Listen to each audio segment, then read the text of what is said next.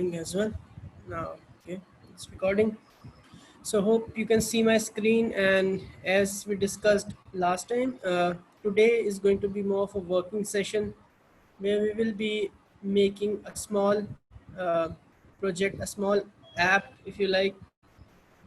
uh, I know I last time I said we'll have something like time management system where people can put in the effort they are putting in investing in a particular initiative. They are doing some work, they want to track when they started, when they finished, and then effort getting calculated, etc. But then I realized that's very that's not really a commercial grade uh, project. It's very small. It sounds like as if it's more for academic stuff when people do those courses and they're made to work on some projects. So I thought about it, and then I came up with this idea of having a small app which lets our service desk or customer care people to keep a note of when they need to contact a particular user for a particular incident. What happens sometimes is customers, they reach out to service desk when they have a problem. So they log a problem, they get an incident number. So problem is an issue here, that's an incident, something which they were using has stopped working. So problem is here issue, the incident. So they get an incident number, and then progress is made on that incident. People work on various things or infrastructure components to fix it. But then users are told that their problem is solved, and they should test it and let us know if they still see an issue.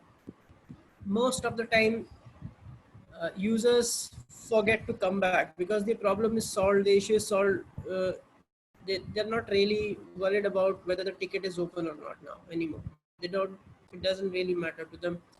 But for service just to ensure they have solved it to the acceptable level, they have to make sure they close the ticket in consensus with the user.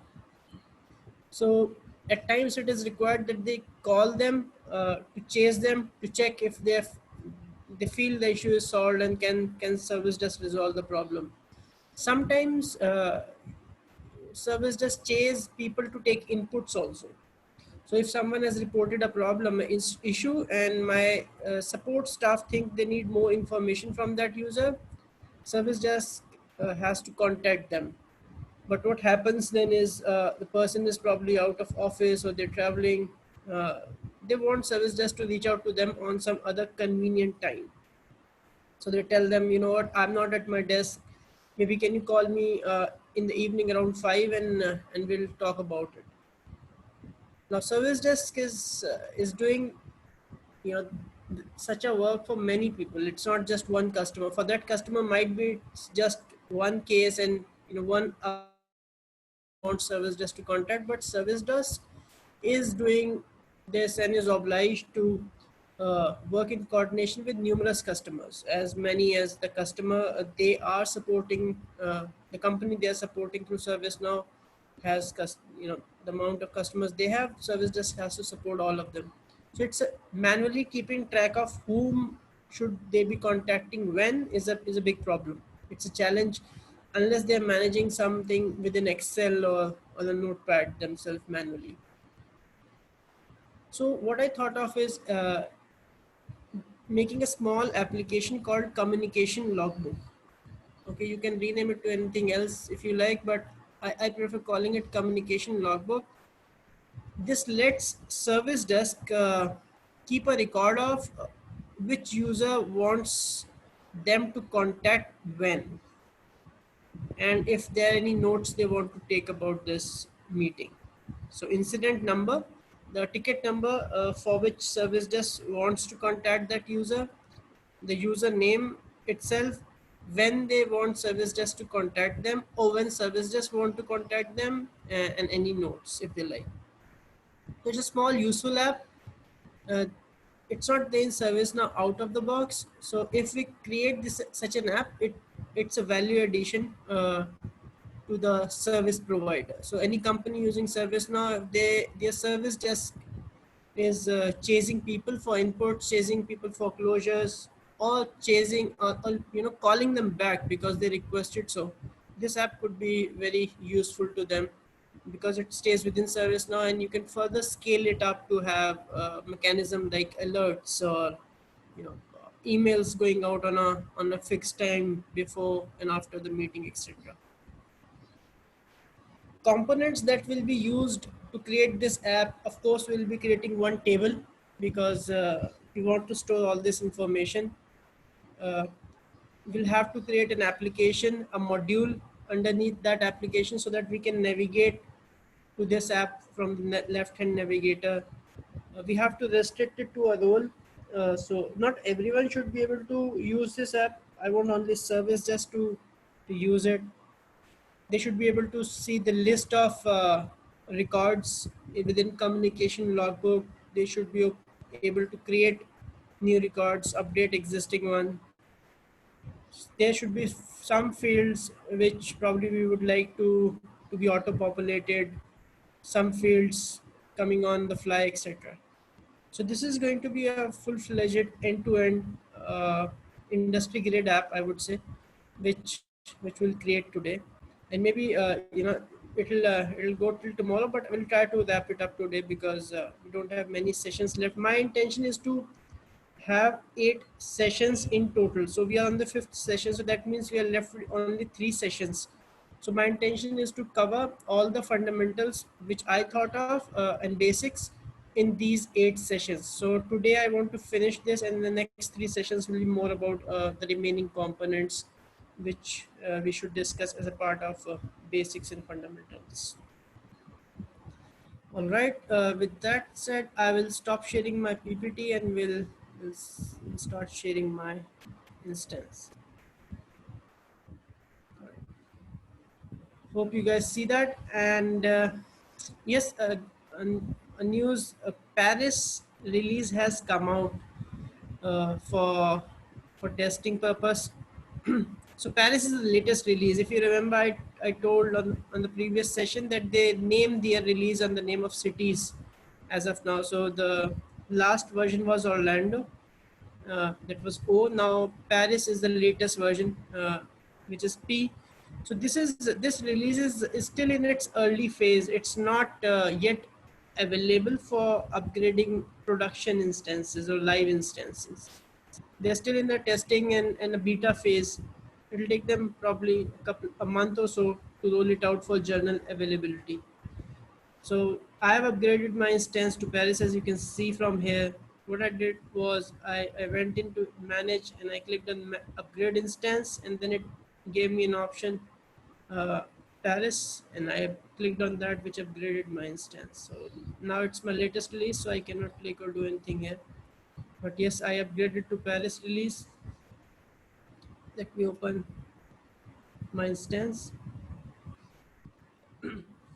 So keeping yourself on the latest version does help, so that you can use the latest features that they've rolled out, any fixes they have made, etc. You can make use of that. So staying on latest version is best, I would say. At least on your PDIs, the personal development instance. When it comes to your customer instances, your production live instances, then upgrading is a big challenge. Not a challenge, but it's a big exercise. So upgrade doesn't happen on a today I decide that tomorrow I'll upgrade. That's not how it happens. Not just with ServiceNow, but with any other platform. You have to plan it.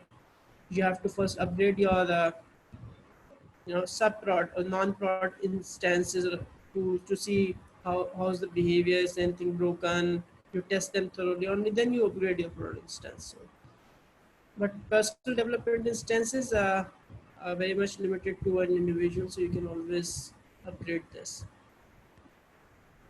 Right. So even if I go to stats, the last time I showed you, you can go here and see which version. So Paris hotfix, patch 0 hotfix 1.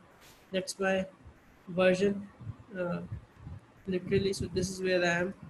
Build name is Paris. Okay, so let's start. First of all, I need a table. So what I'll do is I'll go to tables module. So under system definition, we have this tables module. I'll go there. I just clicked on tables here. So I see a lot of tables which are out of the box tables, you know, tables that ServiceNow created when they rolled out this instance for me. But I decided to create new, so I'll press on this new button on the top, the new blue button, and it brings up this screen. So what name do I really want to give to my table? So this is label. So communication logbook. So this is label and that is name. So once I give a label, it automatically proposes a name. So label is what you see here somewhere, right? If I open incident, you'll see incident written here. If I open change request, you'll see change request here. So that's label of the table as you see on screen. But internally within database, the table name would be like this. It will be SNCMDB INT util communication logbook. Now, why such a long name? Why is it not just proposing even communication logbook? Probably I'm in a app right now. If I go here, if I just clicked on that cog, the settings icon on the extreme right, and then I'm going to developer section here. So if you notice, my application says integration commons for CMDB, and if I open that, there are a lot of applications. So system is by default creating my new table within the scope of that application. So I don't want that to happen. What I'll do is I'll go to global scope. I'll switch to global like this, and I'll close this window. I'll let it reload. And even on the top, you'll see I have this global selected. You can switch app from here also. But whether will I see this drop down or not depends upon what my settings are. So again, if I go to settings here, and if you look at this, show application picker in header, if I switch it off, you realized that drop down just went. If I switch it on, you'll see it comes back right here, right?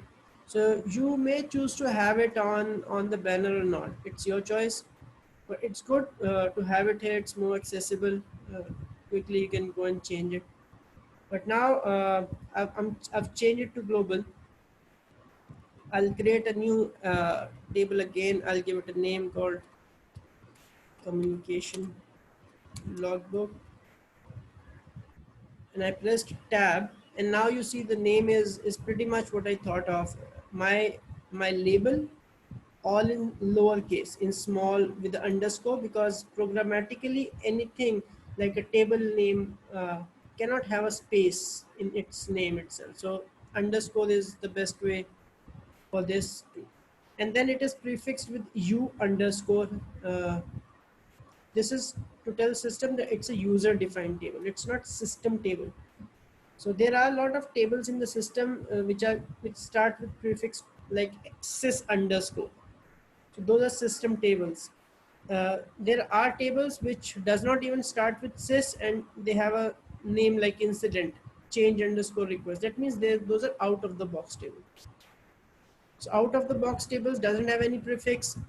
System tables have sys prefix. So system tables are tables which store settings, which store configuration information, which store code, etc. So those are system table. Out of the box tables are like incident table, change request table, the tables which are used by modules and user data is stored in them, but they come out of the box. But if you create any table outside those two areas, those are called user defined tables, and whenever you create them, their name will be prefixed by u underscore automatically. Okay, now this extends table is a concept of oops, where if I want to utilize inheritance as a concept, So I can extend this table from some other table. That means this table will have its own field. Additionally, it will have all the fields from the table it is extending from. So parent child relationship, if you like, uh, you want to have inheritance as a concept implemented, you can extend it. Generally custom tables are not extended, but I've seen people extending them from a table called task. Task is a very important table in ServiceNow. It is a parent table for most of the you know highly used tables like incident, change request, just request, problem, release. So the ITSM modules, if you know, incident, problem, change, release, and all that stuff, those tables kind of extend from the task table, which makes task table very important. And with inheritance in ServiceNow, it's not just about the fields, it's also about additional configurations that you have done for that table. If you have additional security policies on that table, all of that also gets inherited. So inheritance is an important concept even in ServiceNow. But since our app does not need any such legacy to come through, we'll just leave it. So I'll leave extends table as blank.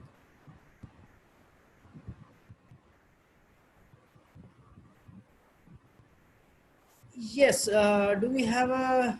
I'll come to that. Yes, we do have a database diagram. Lately, I saw a very interesting site where someone posted the complete database diagram. Very interesting. Otherwise, you can have it from within ServiceNow also. I'll show you both of that. If I go on the right hand side, you see a couple of options. So application of course global, because that's what I chose. I want to create it in global scope. I don't want to have its own scope or create it within the scope of any other application. Scoping of application is an advanced concept where scoping means an application within that scope can only access tables and other components within that scope. Any tables outside that scope needs to be given exclusive access. So that ensures you isolate your applications so that they don't mess up with tables and data of some other application, even unintentionally. So to limit the damage and a script could cause to other applications, or for security reasons, you may choose to have an application of yours within a scope. So when you create some applications which you want to sell on store in ServiceNow store, so there's a site called store.servicenow.com. I think I mentioned that earlier, where people sell their small apps. So if in case you want to post your app there, one of the prerequisite would be to have it in a scope. So at that point, you have to create a scoped app, because nobody would like to download an app which is in global scope, because that means it will have access to almost virtually everything, and that is a higher security concern. But for the sake of our example and to keep it simple, I'm keeping this in the global scope itself. You have these checkboxes called create module, create mobile module. These mean when I create a table, do you want system to automatically create a module, a corresponding module like this on the left for this table? Do you want that to be automatically created? I want that, so I'll leave it checked.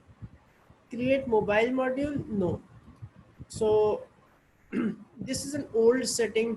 Now it's not really of any significance, because ServiceNow has come out with their native apps, which are more for Android and iOS apps. Earlier, when there were no such apps, they used to have mobile view of ServiceNow.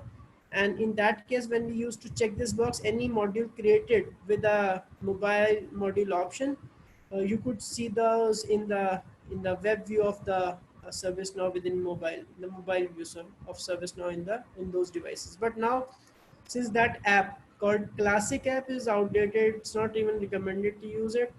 This checkbox has lost its significance. So I'll just uncheck it. Anyways, when you create a new module, it's good to uncheck this box, because we don't want everything to be exposed on mobile apps. Mobile apps are meant to only expose features which are highly used and are critical for operations. It's not for really, creating a copy of your desktop software onto a mobile. That's not the purpose. It has to be lightweight. At the same time, serving the purpose it is meant for. So small, quick features, handy features which people would like to access round the clock at their convenience is something that qualifies for the mobile app, not everything. The next is add module to menu, right? So these are these which these top level items which I'm calling applications, they call them menu. Earlier they used to call them applications, now they call them menus. So it is asking me, do you want to create a new menu for this or you want to use an existing one? So I can choose, maybe I want it within, say, if I say I want it in system definition, so it will come somewhere here under system definition. But that's not what I want, right? So I actually want to create a new menu, a new top level menu, and uh, let's name it, communication tools. So communication tools is my top level menu. Underneath that, I have got probably, uh, let's call it just logbook. Now it makes more sense. So it's coming all together. Okay. So communication tools is my app. Underneath that, I have a logbook. Now, as we go along, it's very natural that we realize that we can optimize our decisions. We can change them a little bit in interest of the overall scalability of the app. With this kind of a structure, that means tomorrow if I think of one more tool which could be useful for service desk, I can just have it within this menu called communication tool. So I don't need to create more applications or menus. I can just have it new features underneath that, and I can keep expanding it. All right. So with this much setting, I'll right click and I'll save. I can also press submit, but I prefer saving because that ensures I stay on the same screen. Submit at times take you back to the screen from where you came onto this particular form. Okay. Now you must have realized something. Suddenly you saw at the bottom these related lists. I think some of them were there, but then uh, few entries got created here. So this is my columns related list. So fields oblique columns which I would like to have in my table. And if you notice, there are a couple of fields that system has created by default.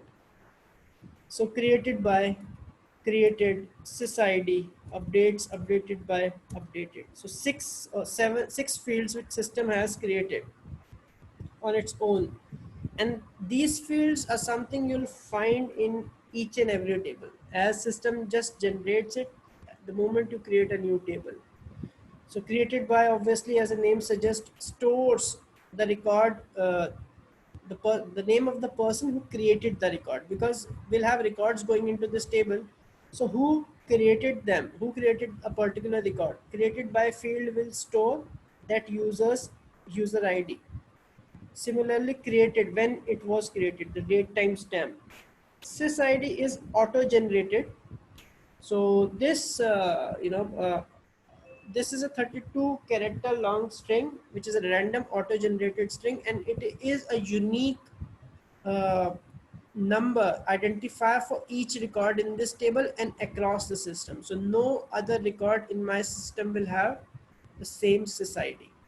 So it's good, globally unique identifier. So it's a 32 character long key which is unique to this whole system, and it's uniquely represent that record within this system. Updates is an integer which stores a count of how many times the record has been updated. So every time you update the record, it gets incremented by one. So these are field, these are types. So created by string, created date time, sysID is very, very typical type. updates integer, then updated by, and updated is same as created, but once a record is created and someone updates it later on, it's going to store the name, user ID, sorry, and the date time stamp when it was updated. So if I update it now, it's going to store my reference. If tomorrow someone else updates that the same record, it will store their name and the date time. There's a feature called auditing in ServiceNow, which if you enable it, keeps an audit of each and every field, not just record, but each and every field and its values, which have been changed throughout till date, and by who changed it to what, from what and when. So if I have value changed from A to B on a given date by someone, you'll have a complete track of that through auditing. If you enable auditing on your table, by default auditing is not enabled because it's a overhead. Storing that information definitely puts some additional pressure on your system. You may choose to not completely audit the whole table. You may choose to audit a specific field or a set of fields. That's your choice. So if you want to audit a particular table, think of auditing certain fields, if not all, to make your system more optimal and fast and not have performance impact.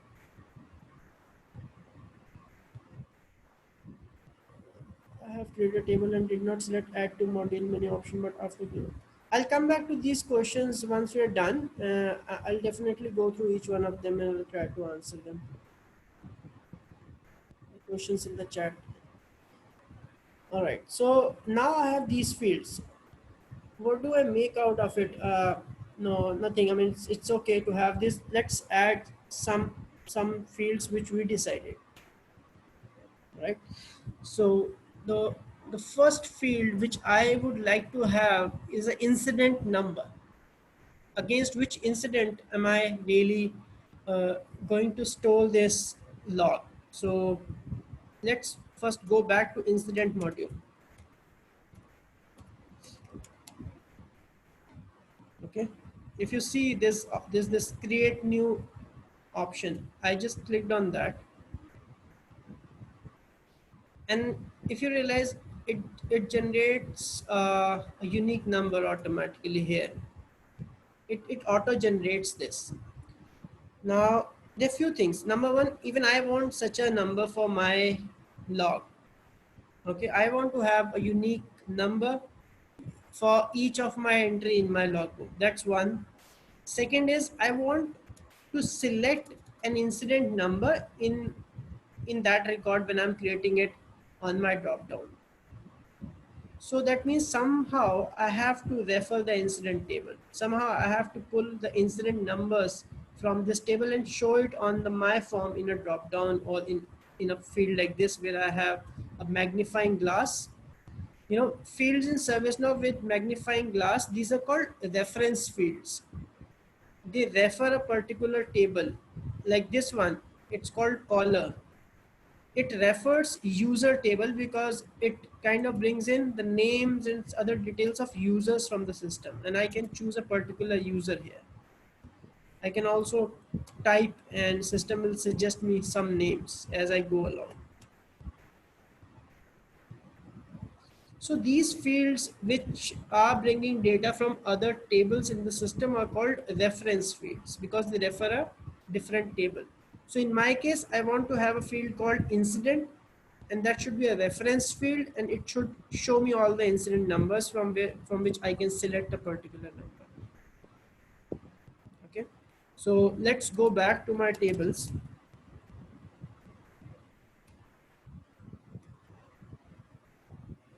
At the bottom, let me open my table which I created. So it's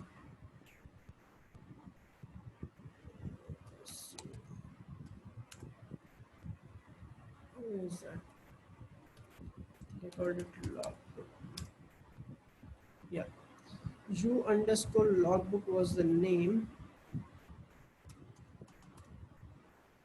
Yeah, this is the one. That's the name, u underscore logbook, and that's the label. So I'll open it.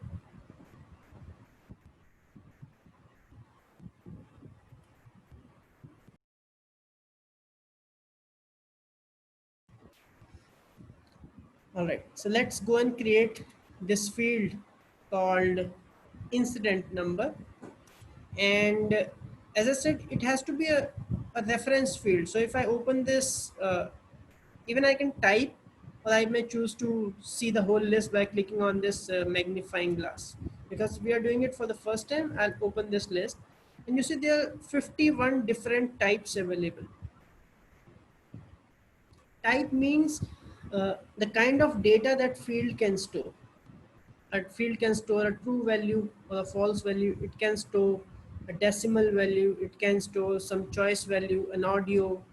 It can store a string. It can store a date, time, just date. So there's so many different types available. 51.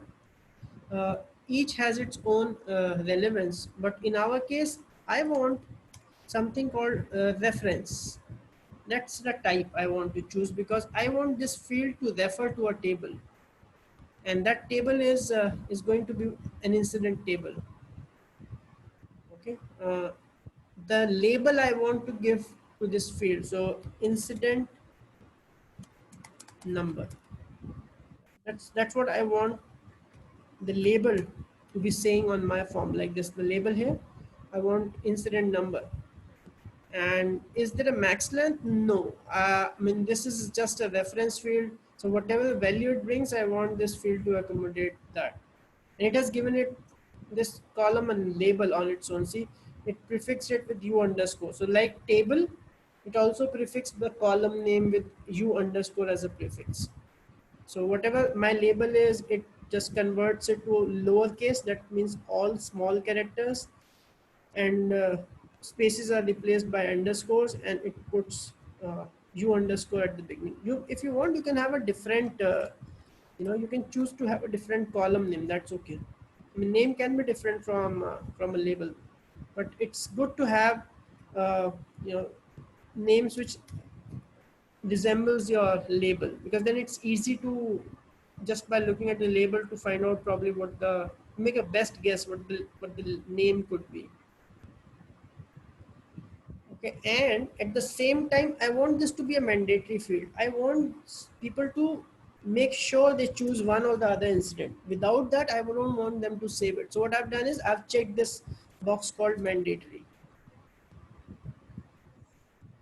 Okay, if you go at the bottom, there's this star. If you see a small asterisk, a small star, if you can see that on the first tab, which means we have some mandatory fields in this which we have to fill in. See, we have this. If I try to submit it or save it, it's going to give me an error saying the following mandatory fields are not filled in, which, reference this one. So which table now? We know, we said incident table is what I want to refer. So incident, okay, the top one, that's the table I want to refer to. And I want to put a small filter. Okay, so I'll add a filter here, and my filter should say only active incidents, active true, active is true. So I have put in a filter.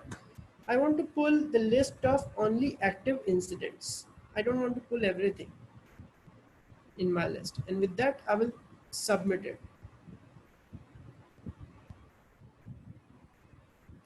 So if you see my list, we have this incident number as a new field here. Okay, similarly we'll go and add the rest of the field. The second was user. I'll show you another way of creating fields. So the first one was, we clicked on new and we went into that form, we chose type, etc. Second is, you can double click here. Look at this, insert a new row option at the very bottom. If I double click this, I can just put the field label here and click on this icon, the save, enter, or the tick mark, and then the type, what what should be the type. So again, this is also a reference field because I want to be able to select a user, and which table it should refer to, my user table. The second one, sys underscore user. There's another one called imp underscore user. Let's import table for users, but let's not talk about it. I want to focus on this one, which is called sys underscore user. I want to use a system table. Okay, so don't get confused with these two. Use the sys underscore user, the one with the sys prefix. Okay, and of course I want this to be mandatory as well, but I don't have an option here. What I'll do is I'll right click and save it,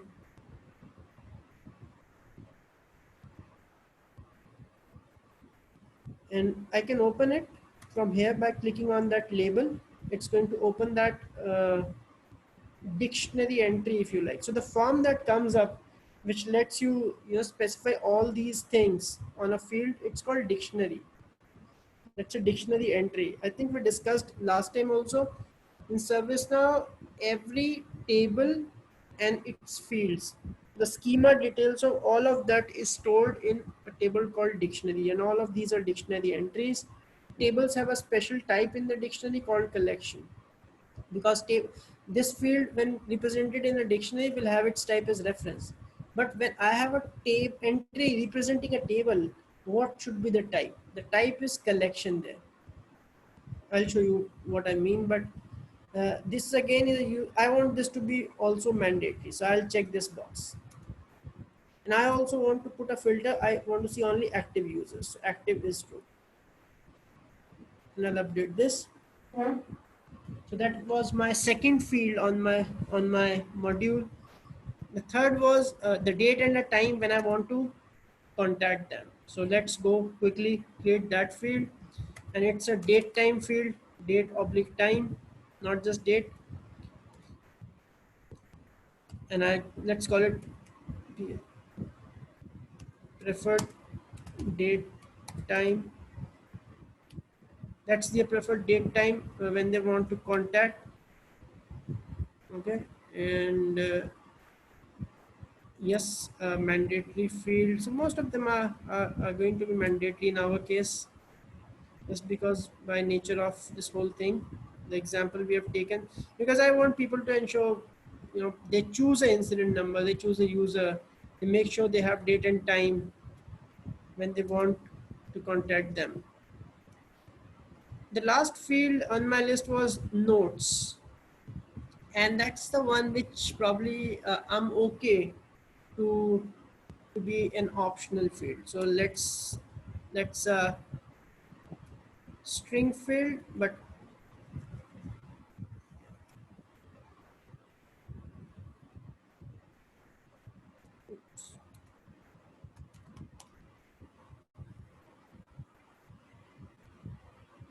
so I have this string field here.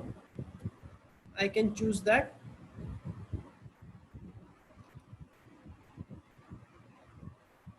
Just give me a second. I'm trying to see.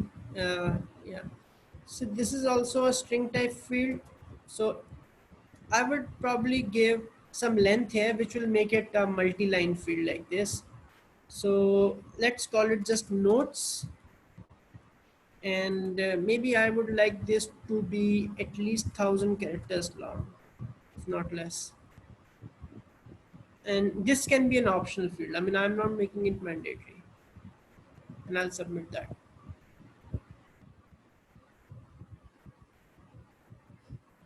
All right. On my left navigator, let me try to search communication tools. Okay, without even searching, you see it's there alphabetically. It has come up here. Underneath that, I've got something called logbooks. I just click on that, and you see my field which I chose are just coming here automatically. It created a list for me. But you know what, I want to change it. I don't want this notes to be here. I mean, that doesn't make sense. I definitely would like to see incident number and then user and then date time. I don't want to see notes. So what I'll do is I'll configure this list layout. I demonstrated it last time, but since we have to do this, we'll do it now for this particular case. So I'll remove notes from here, and I'll move user up from there, and I'll save it. Okay, so now my list looks okay. But as I said, I also wanted to have an auto-generated number which represents a particular record in my logbook. Right now, if I create 20 records, all of them do. I mean, how do I really pinpoint one out of those? I'll have to tell them maybe incident number for this user, and that too can have multiple entries, right? So what do I do? So I create a unique auto-generated number for my table. And how do I do that? Something like the incident number. I showed you that. If I go to incident, if I press create new, it automatically generates that number. And similarly, if I go to change module and I create new here, you see it automatically generates a change number as well. Just look at this. So in system, you'll realize most of the tables do have this number field, which brings in an automatically generated unique number, prefixed with a 3-character prefix. Changes are prefixed with CSG, incidents with INC, and all that stuff. Underlying each of these records, we do have sys IDs. That's as I said, a 32-character long ID. If I right click here, let me open some existing record, and I'll show you how sys ID looks like. So if I open one of those records and I right click on that form at the top, and I see these options because I'm an admin. So if I click on this show XML,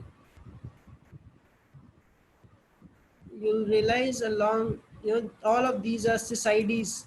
They represent the record they are referencing. Probably these are reference fields which are storing reference to a record from other field, and this is sys ID of those records. For this particular change, our sys ID is here. So this is, oh, I don't think you see that. I just opened up a pop-up. Maybe you all cannot see it. Now you should be able to see that. Right. So show XML brought this up, and here you see that's the sys ID I'm talking about.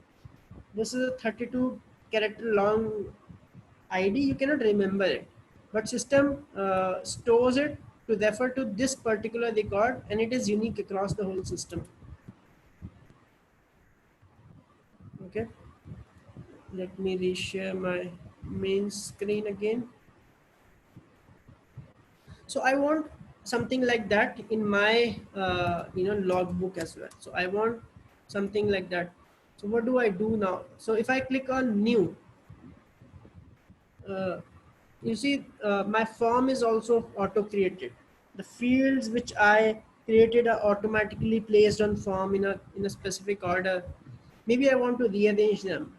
So I can just right click, configure, go to form design, form layout, whichever way you want to do it. I demonstrated last time. You can use the form design. It's more of a more intuitive drag and drop. Layout is more of a moving fields from left to right in a slush bucket. So maybe after incident number, or maybe even before that, I want to put I want to ask the user, then incident number, and then maybe at the bottom is my preferred date and time. And on the let notes be there. I think that's okay. This is 2 column. Let's make it 1 column. Doesn't look very neat, but okay, let's make it 2 column and save it.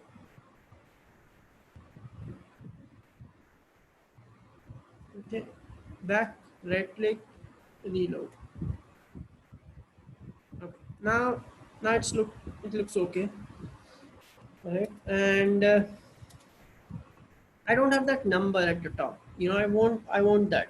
What do I do? So there's a module called number maintenance. This is an important module in ServiceNow under system definition.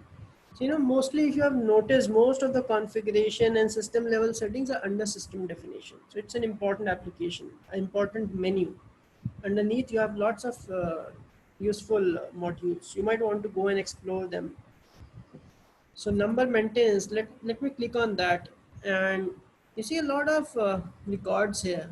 So if I click on type, say for example INC, you see there's an entry for incident table here. This is from where system is realizing that it has to generate a unique number for that table and store it in number. So let me click new, and let me start uh, let me start by giving it the name of my table on which I want to have it. So my table was logbook, right? That's my table. And this is I want to give it some prefix. So since it's a part of communication tools, so CTLB. So going forward, if I have another tool within my uh, kitty of communication tools, I'll have CT and then probably few characters representing that specific tool. So that's sort of consistency you would like to have in your system when you're actually developing those custom apps and stuff. Okay, and number, it's a number from where you want to start it. So starting from 1 isn't bad, but people generally prefer starting from 1000. And how many digits you want to have in total. So it's going to pad this and put zeros in front to make it 78, because if you start with 1000, it's just 4 digits. So we would like to have 3 more digits. So it will be CTLB 0001000. So CTLB 0001001 and so on. Let's see how it works. So let me submit this. There's a show counter here. Let me click on that.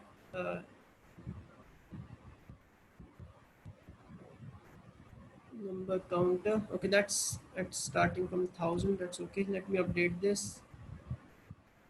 Let's see. CT. Did it? Oops. Don't know if it created that for me.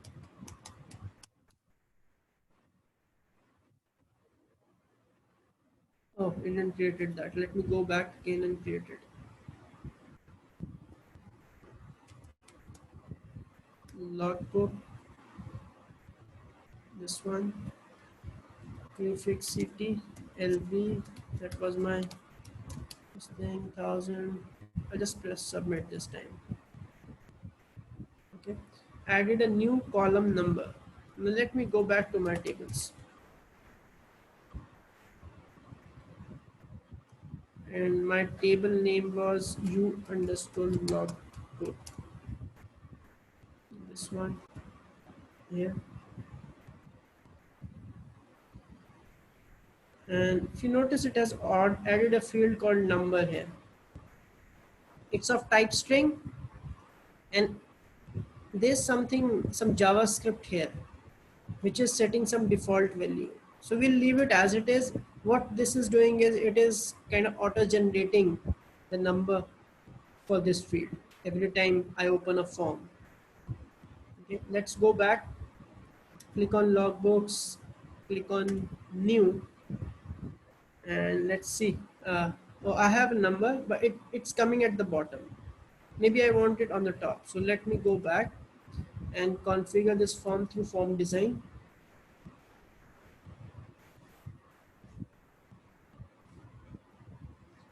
And I want to put it at the very top.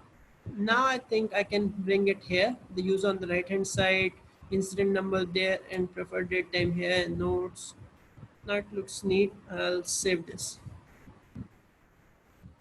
Right. Let's go back to the form and reload it.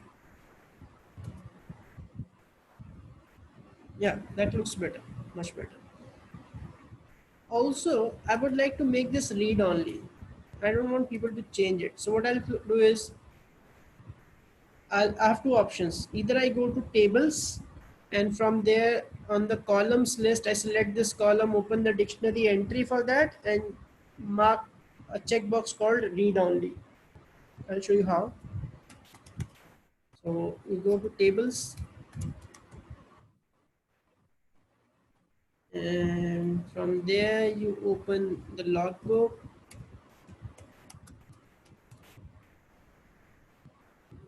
go inside the logbook, and here in the columns list I open this number field. I just clicked on that number label itself, and it's opening the dictionary entry, and I can check this box. Okay, I can check this box and save it. It's going to make that field read only. Nobody will be able to change that. Okay, but I'll show you another option, another ways of doing it, a much quicker way of doing it. So let's go back to my form, and I'm able to do all this because I'm an admin.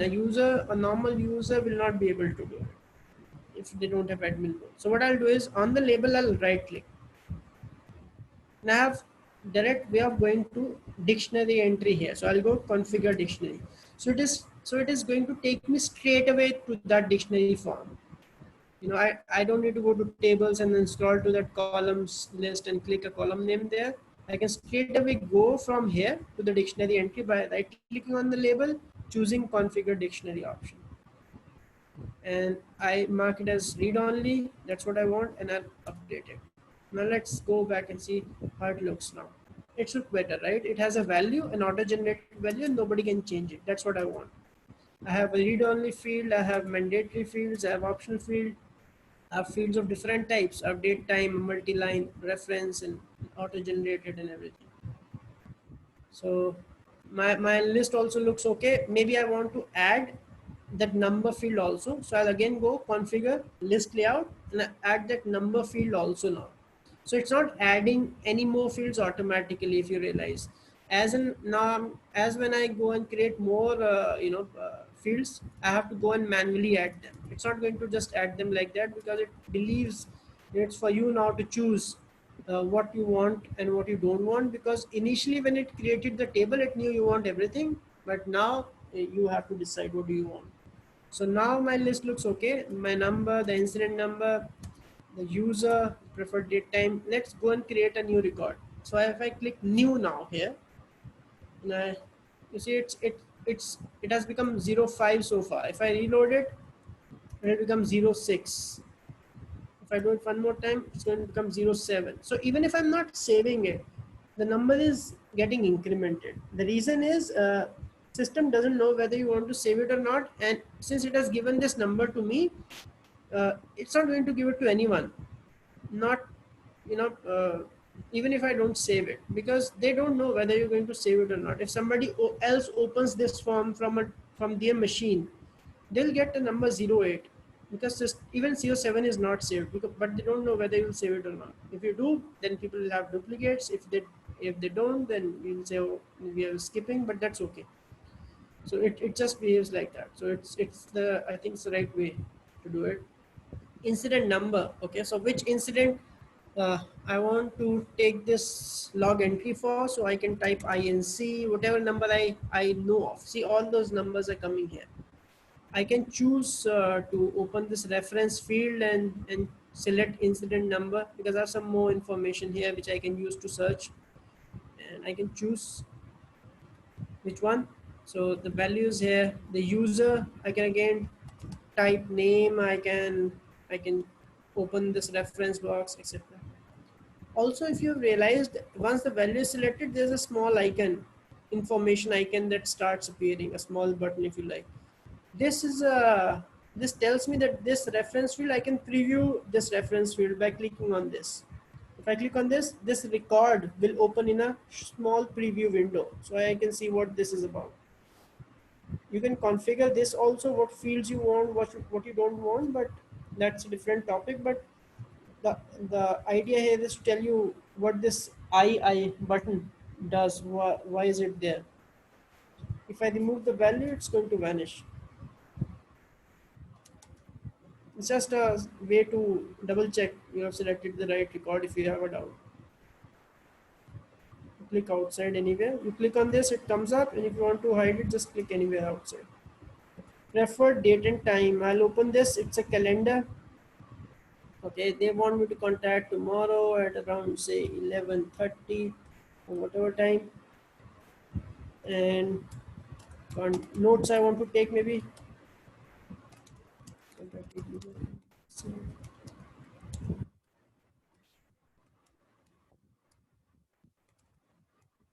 Just any note, and you can submit it or you can right click and save it. It's your choice.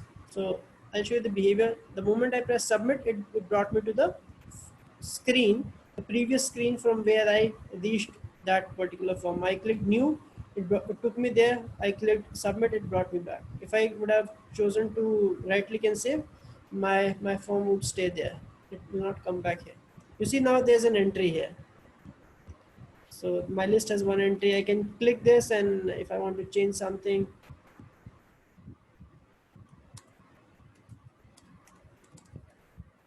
and update, you can delete if you like. So the record is probably updated, right? So this is how you do it. Maybe another entry for some other incident or the same incident, doesn't matter.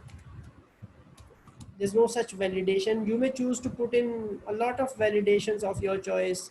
You might say, okay, I want to make sure the date is always in future, it's not in past, and all those things. So you may choose to have incident number, and the moment you select incident number, if you notice incident has a field which tells you which user this incident is for, the caller. You may want to auto populate the user field with this value based on what incident is selected, because mostly this is the person you are trying to reach out to for this incident. So you may choose to have some auto population. So you can do all of that stuff. See, now we have two entries here. So in effect, we have a small app which is kind of controlling the whole flow. Let me put in some more smart stuff here. So let's see if we can auto populate this user field based on the incident number. Whatever the incident number is, I want to have a value for that, from that onto this field.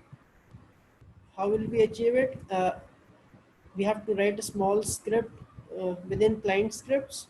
So I'll go to configure and go to client scripts. Now, before I move in this direction, I would like to explain a little bit about client and server, the word and the meaning and the context. So client here means our browser.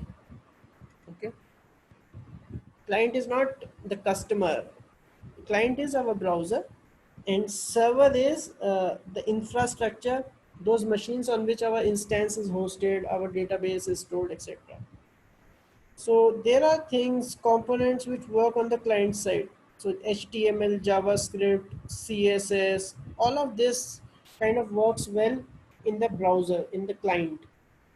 But there are certain scripts which access database, which perform database operations, and there are business logics written in some scripts. All of that is present on the server, so on the database and on those application servers on which our instance is hosted.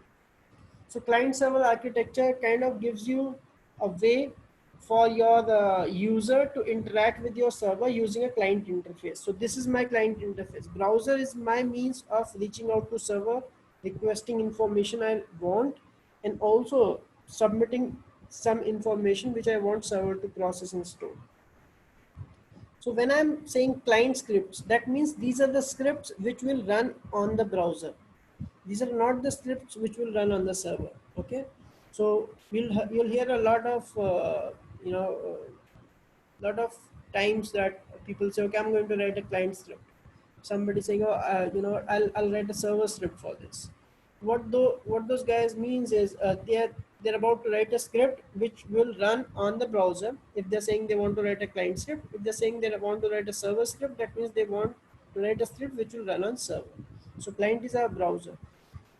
Why I want to write a client script here is because this is my browser, and the moment you change it, I want this to be refreshed. I want this to be set accordingly. That means I want to control behavior on the client, on the browser itself.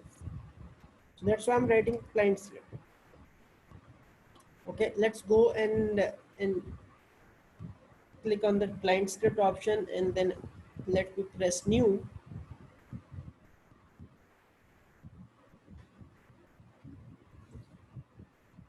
Okay, and let's give this client script some name. So we want to populate user based on the change of incident. Okay, so let's give it some logical name which tells us what exactly it is going to do. So determine user for incident or selected incident, right? Determine user for selected incident. Very much self-explanatory. That is how you should decide your script names. Don't give names like A, B, C, X, Y, Z.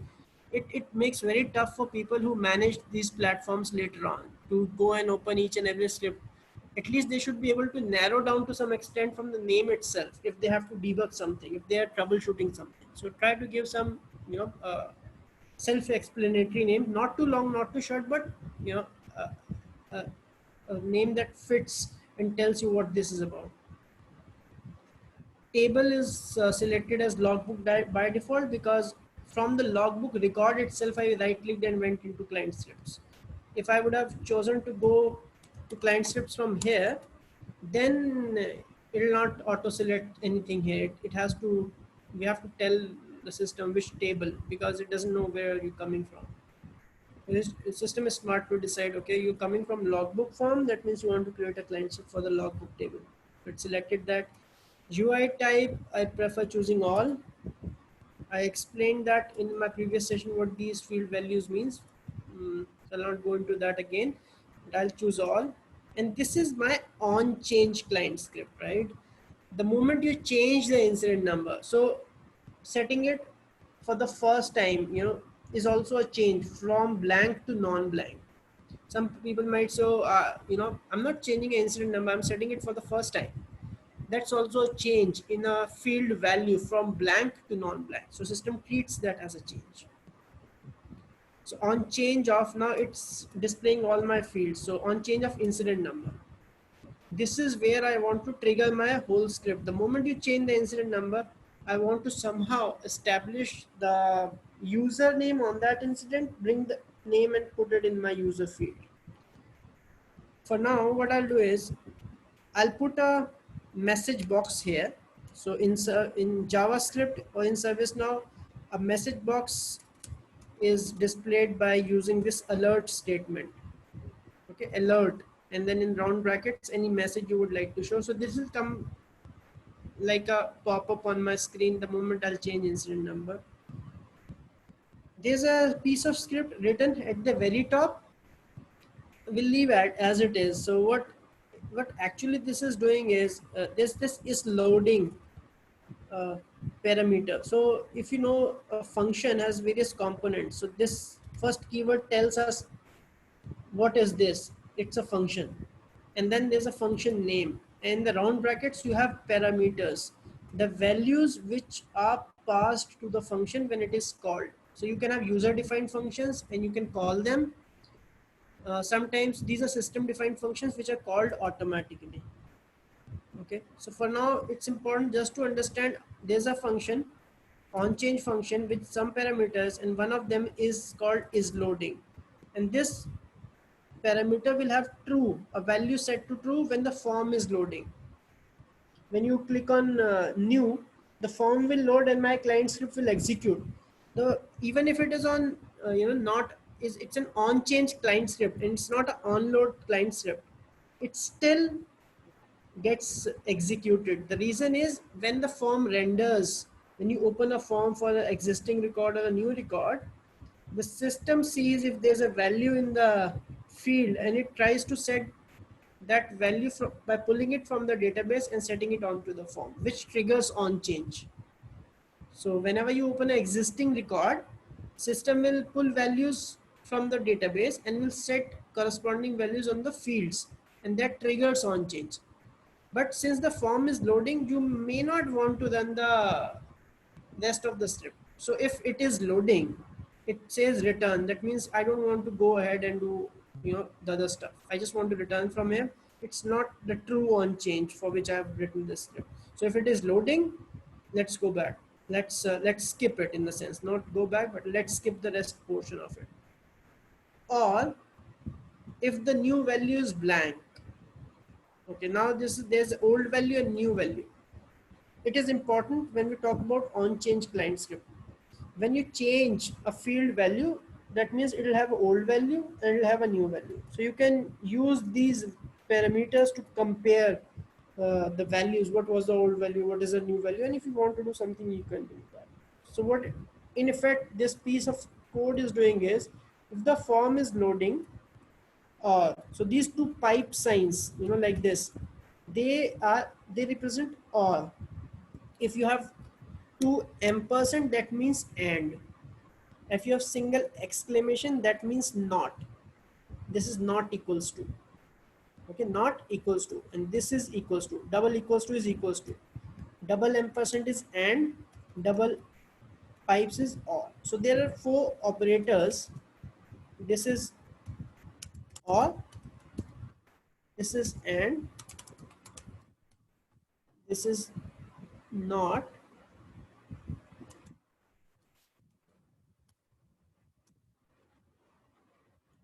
And this is equals. Only four. They are important because when we'll be writing scripts, we'll use a lot of them. So when you want to put all between comparisons, use these two pipe signs. If you want to put and, you want both of these conditions to be true, you put and. If you want either of them to be true, you put or. If you want to do something with not, you can use exclamation. If you want to compare two values, you can use double equals. But if you are doing, x equals to y, that means you are putting value of y into x. That is an assignment. But if you do x double equals y, that means you are comparing whether x and y have the same value or not. Okay, so this is comparison. This is assignment. All right. So these are very basics of programming language like JavaScript or C. If anybody has done C, C++, or JavaScript or Java at a very basic, you'll realize these are very basic operators. But anyways, I'll move forward. So alert is what I want to show when the moment someone changes the incident number. Let's submit this for now and let's see what happens. Let me load my logbook list. Let's click new. Okay. So nothing happened, right? Now let's go back. Let me click on the existing record. So nothing happened because there was a return statement which tells the system if the form is loading, just do nothing. Okay, let me go and click on new and let's select some incident. Uh, you see this pop-up which says hi there. So the moment I changed the value, it brought up that pop-up. Let me change it to something else. Here's the pop-up. So that means my code is the execution is reaching that point where I want it to. So the moment you change it, a piece of script is running. Now I want to change that piece of script to set value of the user field by pulling the value from this record. So incident record has a field here called caller. There's a user there. I want to pull that user and put it in my user field. That's what my end goal is, right? So let's try and do that. Let's go back to my client scripts, and uh, there are multiple ways of doing it. Okay, and there's not just one way of doing it. Depends, how much aware you are of the platform. You can use different ways and means to do that. So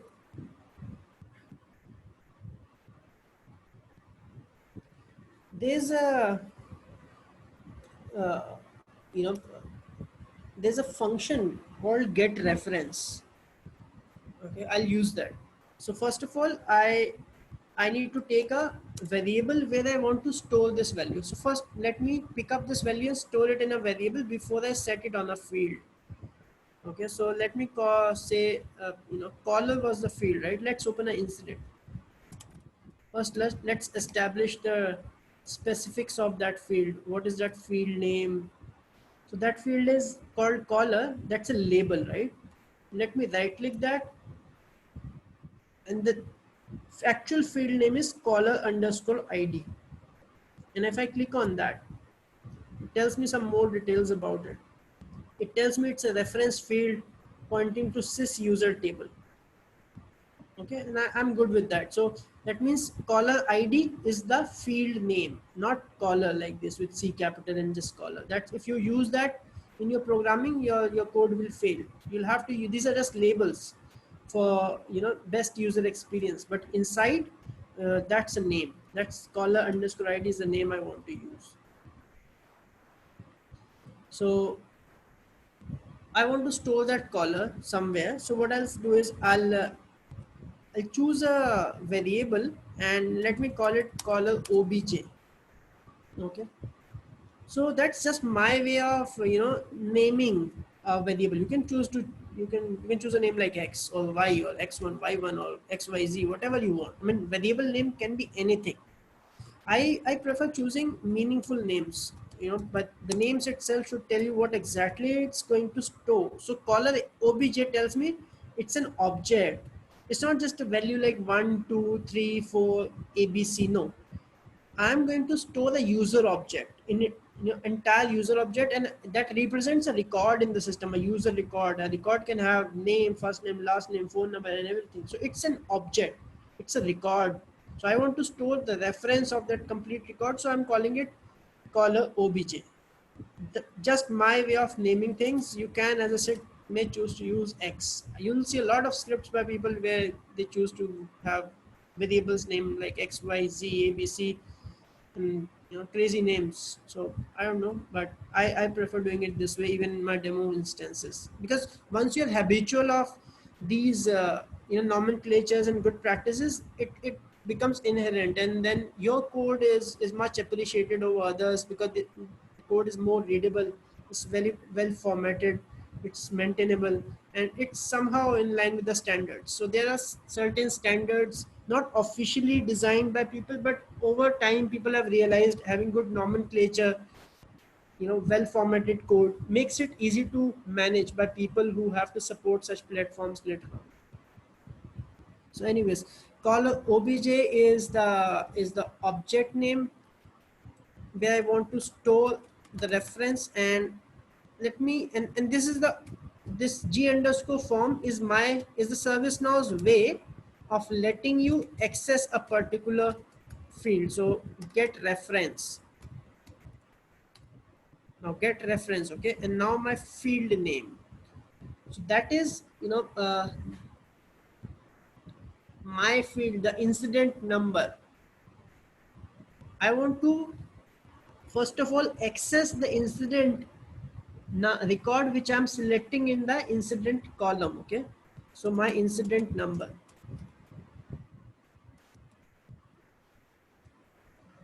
So what I've done here is g underscore form is a inbuilt ServiceNow client side object. Okay, there are few keywords you need to remember. Inbuilt, that means this comes from ServiceNow. It's not something I created, it's not custom. This is an inbuilt out of the box object which lets you hold reference to a record. So the get reference is a function of this object, and when I call this function using this object, I have to pass it a field name, which is obviously a reference field. What it will do in return is whatever record you have selected in this field, I'm going to get a reference to that record here in this caller obj. Okay, and let's do an alert to see what we have got in this.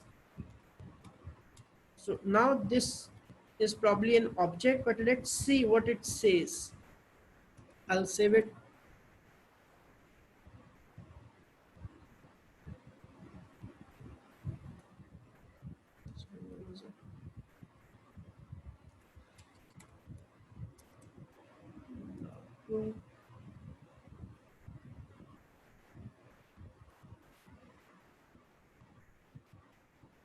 So it's saying undefined. Okay, it's saying undefined. That means it's not able to retrieve that particular field. And the reason is I forgot to place u underscore as a prefix. My field has a different name, right? It has u underscore incident number, but what I mentioned in my script was just incident underscore number.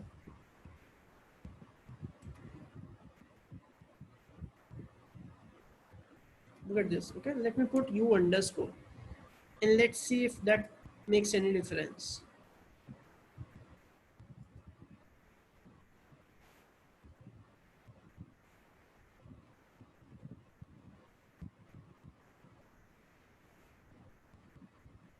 Look at this. Now it's telling me an object.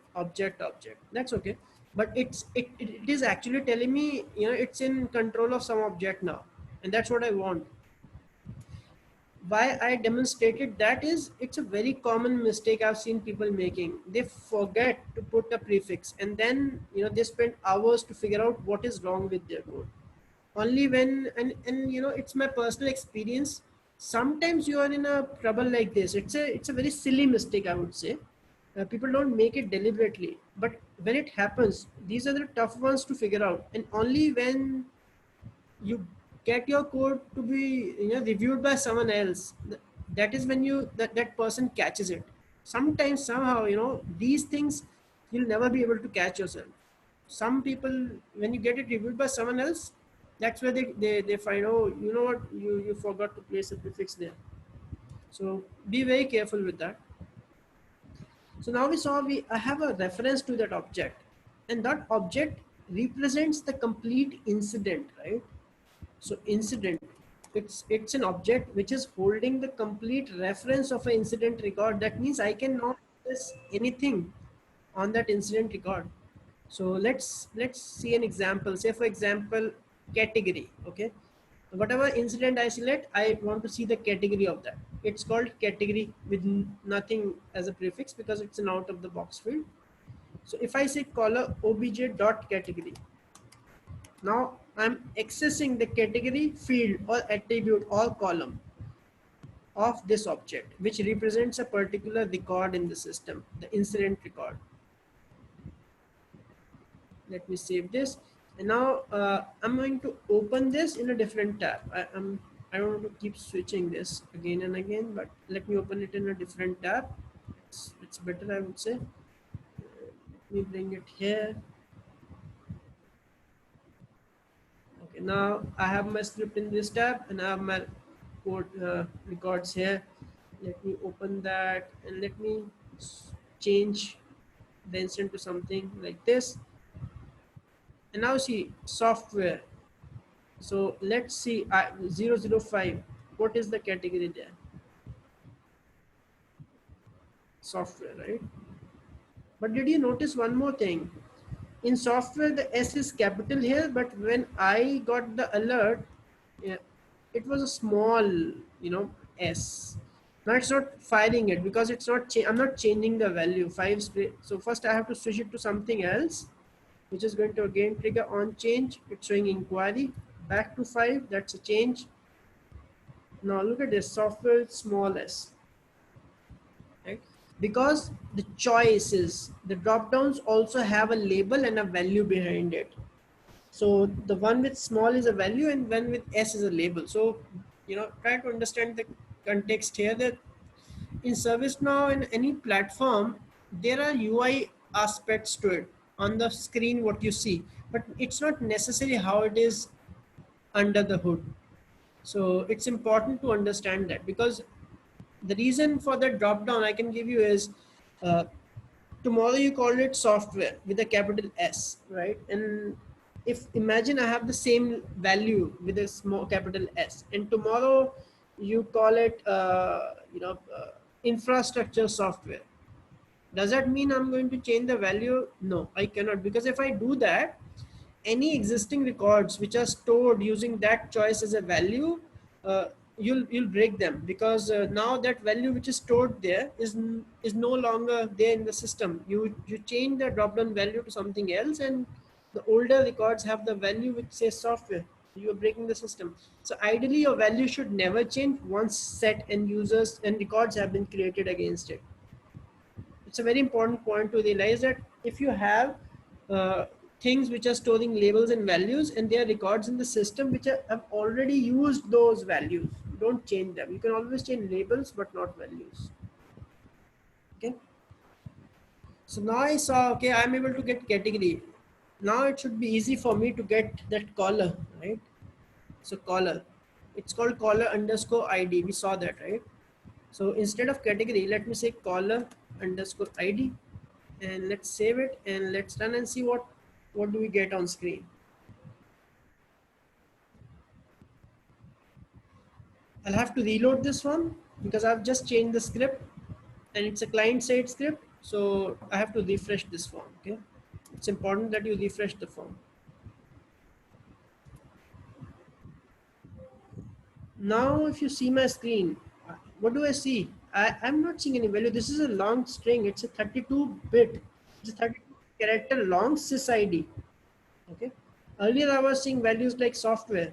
What is this? So that means the field I'm trying to access is a reference field, which is storing a reference to some other record, and that is true. My caller field is storing reference to the user record. It's not a field which stores a value like abcxyz 123 or date time. It is actually storing a reference to some other record, which is a user record, and that's why I'm getting this sys id. Now what I have to do is I have the sys id. So reference fields understand sys ids, so they store sys id, and if you want to set values in them, pass them the sys ids and they'll be okay. So what I need to do is just set the sys id onto my user field, and I think we'll achieve what we want. Let's do that.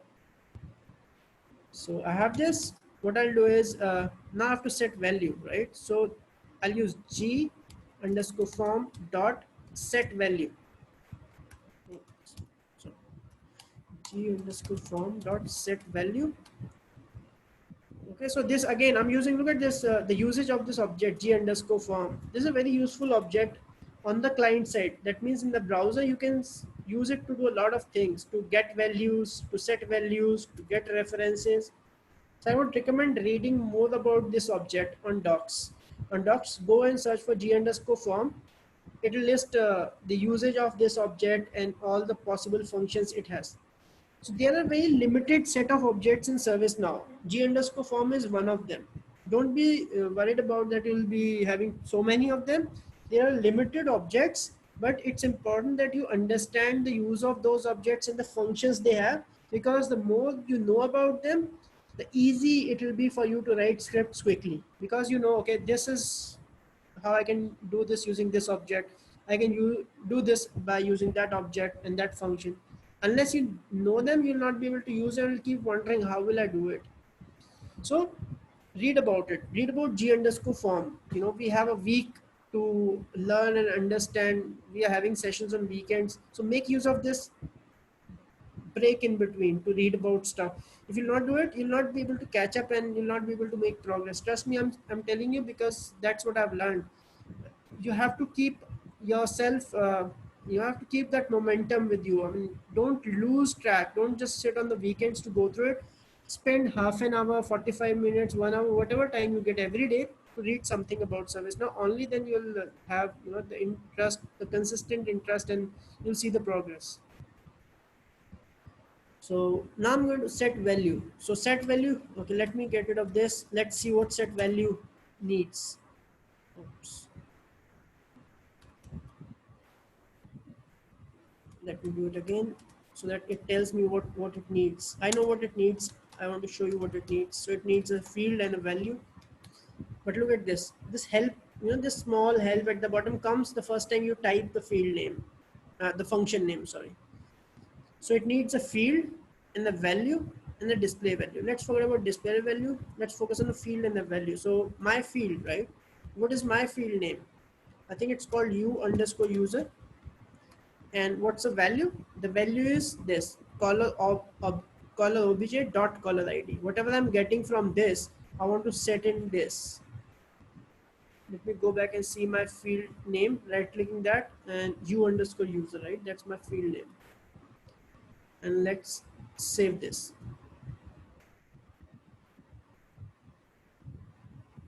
Okay.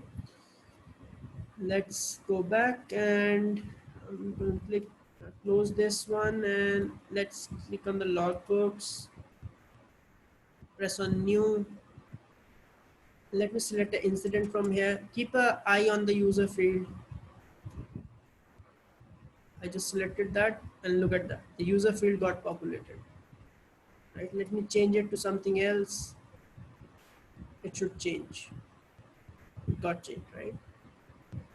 This is what I want, right? This is what my use case was, to set the user field automatically on change of incident. But this is not the best way of doing it. Let me also tell you that. So let me go back to my client script. Now it's getting a little complex, right, for you guys, but just hang in there, because this is where we need to understand the concept. So what I'm doing is I'm retrieving a record somehow by using this function. I am actually hitting the database, because in the browser you don't know which incident are you going to select, and which user. It's not bringing in all the data from the system. When I even click on that reference field, it is bringing that information from database. It's not that it is there on your machine somewhere. It's not there. If I click on this, you see it takes time to render. It's moving. That means uh, these pop-ups, you guys don't see those pop-ups. I just realized it, and that's not good. How do I share this pop-up? Right.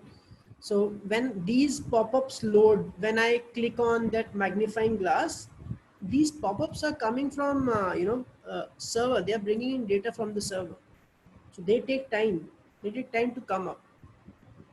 So it is important that we understand not everything is there on the browser. Sometimes from the browser we make calls to the server. From the client script we make call to the server side components like database and bring in data.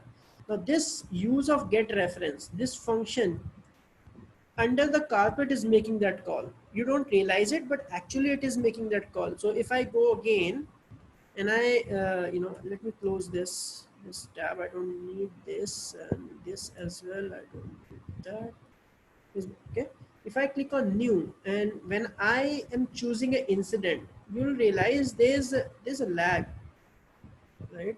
There's a lag when I select it, and by the time the user field gets populated, I've already selected that, and now and if I change it, so 1, 2, and 3, I've made the selection. Look at the time it's taking. So it is changing value because it is bringing the information from the database.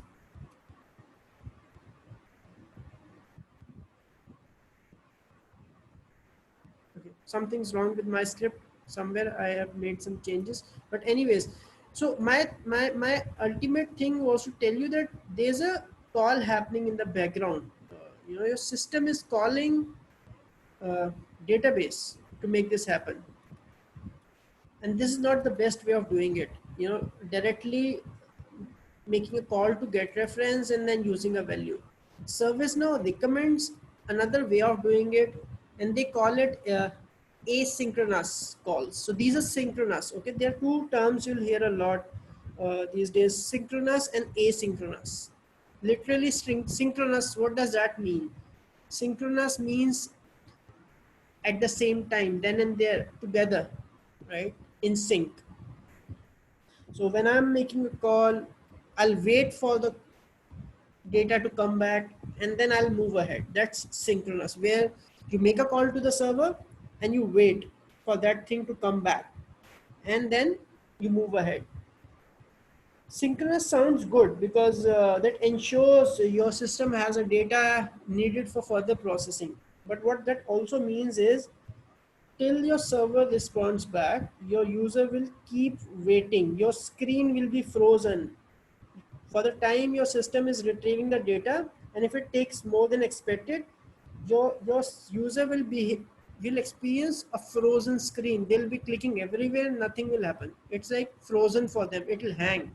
It'll go to not responding state. If your database or any infrastructure in between takes more than expected response time. So synchronous calls are a no-no. Synchronous calls are not something people would like to make these days. What they want to do is asynchronous. What that means is make a call to the server, but don't hold everything back. Let user do whatever else they want to, but when the response come, we'll accept it and we'll process it accordingly. So what I want to do is you select your incident, and the user field should get populated. That's all. It doesn't matter if it takes 2 or 3 seconds. Until the time I can keep on typing my notes, I'm fine with that. But I don't want my system to freeze and come, populate the user field only, then I should be able to proceed. No, that's not what I want. So what I'll do is I'll make it asynchronous. And how I'll do it is, when I'm making a call to get reference, I'll pass a second parameter here. Okay, and it's a function which I'm going to create and call. So this is called a callback. So let me give it a name. So set user as received from DB. Okay, that's my, again, my personal preference of the function name. You can give it XYZ ABC, whatever you want. So what I'm doing here is the get reference function is having a parameter, a second parameter called set user as received from DB, which is a function. So what will happen here is, once the response is received, system will automatically call this function. So it will not let me wait for the response to come. I can still keep on doing everything I want. It's not going to freeze my screen. This is called an asynchronous call. So let me create this function quickly. Okay, that's my function, and I'll pass this caller object into this function like this. Okay, this is what I want. Once it is received, I want to call this function and pass it a value, and this is that value I want to pass. And the setting of the field value is something I'll do from inside the function. Okay, that is how you can make your calls asynchronous. Let me save this. Let's see how it behaves.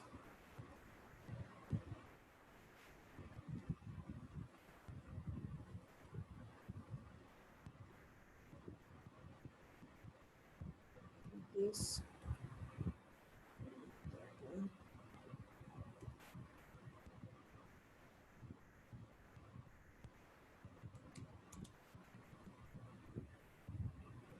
Now see, I can go and do all this. I can still type it. In the meantime, it's bringing me that data.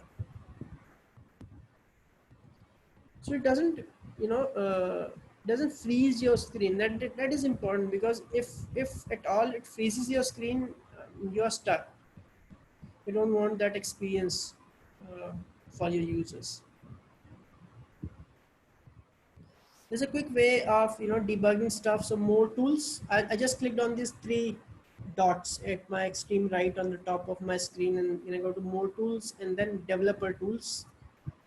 Sometimes your scripts have got errors and stuff, so you can use this to debug. It's not specific to ServiceNow, but in general for your web applications, this is how you debug.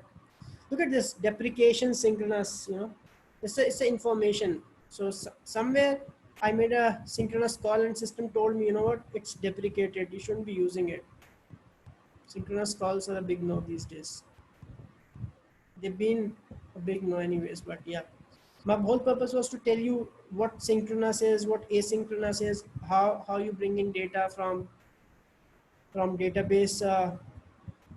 In this case, I mean, when we'll write server scripts, there'll be a different set of objects we'll use for database operations like insert, update, delete, and everything.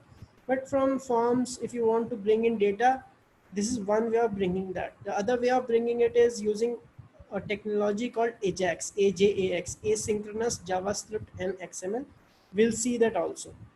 We'll see how we can use AJAX to bring in data from the server while sitting on the client. That's a topic for future, but for now, I think we covered pretty much what we wanted to for today. We covered the creation of this application. We have, let me stop sharing and reshare my PPT. So we have this form, this app, and we created a table. We created a module application. I'll show you how to restrict it to a role real quick. And then we saw forms and list, and we created client step. We'll see UI policy also. Let's go back and do these two things quickly. So first is I'll show you how we restrict it to a specific role, and then I'll show you how to write a quick UI policy to control some aspects of fields on form. Okay. So new share again, and we'll go back here.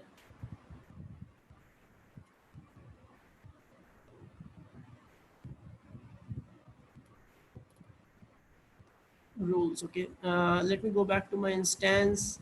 So this is the application and the module, right? We created application is menu, what they call it these days. Earlier I said they used to call it application. Modules, so still modules.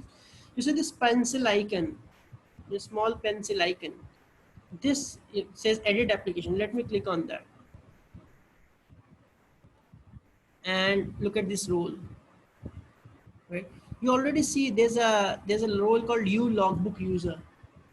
So, anybody not having this role will not see it. Let's quickly go and validate that. Let me create another user. And that user will just have an ITIL role. It will not have, any such role like admin or stuff. So let's give it, come on, Sumit underscore ITIL. Let's Sumit ITIL and I'll give it some password.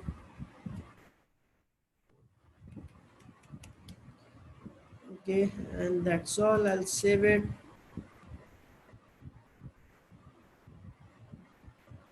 Now I'll log into my instance from a different window. I'll use an incognito window. Let me share this window. So when you're running ServiceNow, if you open the same browser, even in different tabs on different windows, it's going to share session. So if you want to log in as a different user, you have to use incognito window. Okay, this window, I hope you know how to create one by clicking in here, and you see this incognito window option. So that these windows don't stay, they don't store such cookies and history and audit and everything. So that ways it doesn't really remember if I'm already using a session in another tab or browser. So it's Chrome, still Chrome, but an incognito window. So I'll open my instance. This is my instance, and I'll use that user I just created to log in. Sumit underscore ITIL. Let's see, that user has no role at all, right? It doesn't have a single role.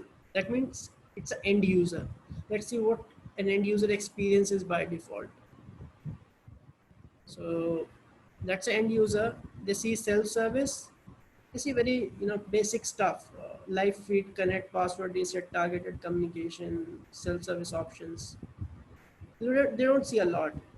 Let me grant this user some role. So I'll go back, I'll switch my window to this one, my admin window, and this user, let me grant him a role. Let me give him ITIL role.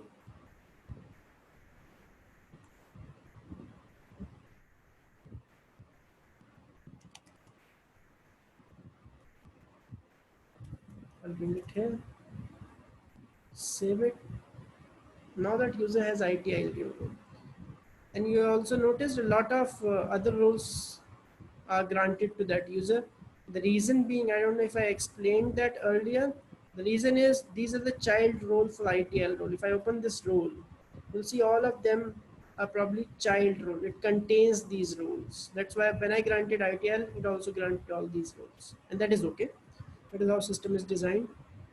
Let me go back to my other window. Okay, now I still don't see it, right? Let me refresh it. I'll not see anything more either at this point. So I have to log out and re-log in. If my roles are changed, I'll have to log out and re-log in. Okay, that's important.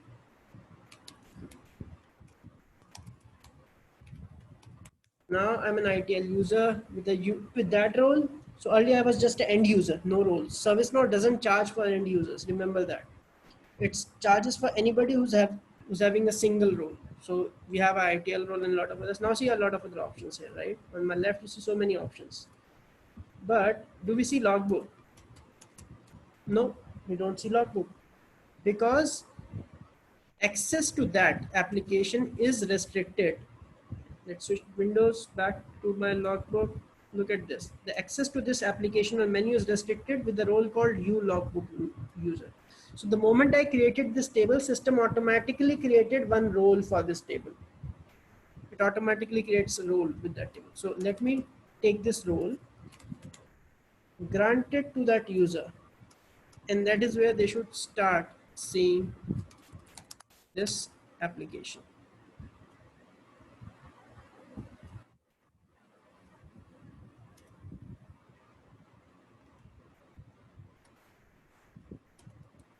Logbook user, save it, switch windows.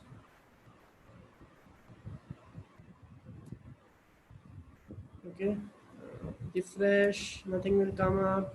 I'll have to log out and log in just in case I want to show you one more time. So nothing yet. Let me log out. Let me re-log in.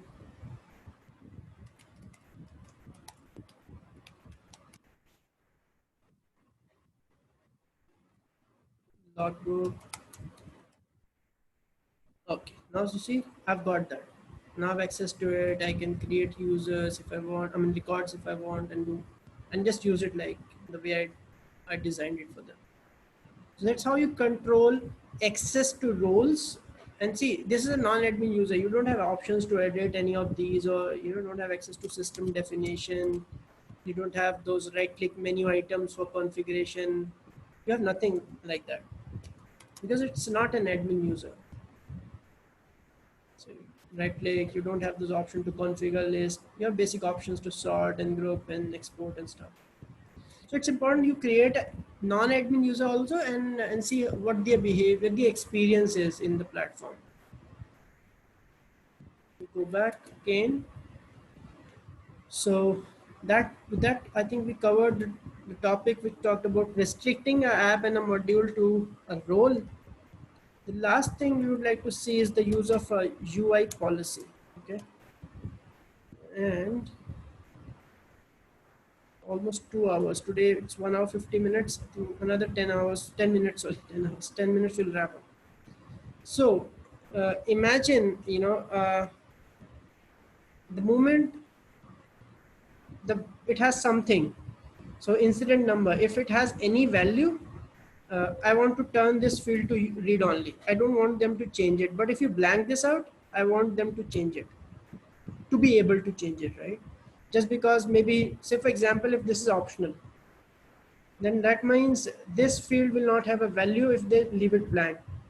So what I want to do is, if this field is empty, I want to make it editable. If it has a value, I want to make it read only, because if they have chosen something here, I don't want them to change this user, because that's a user which is related to this incident.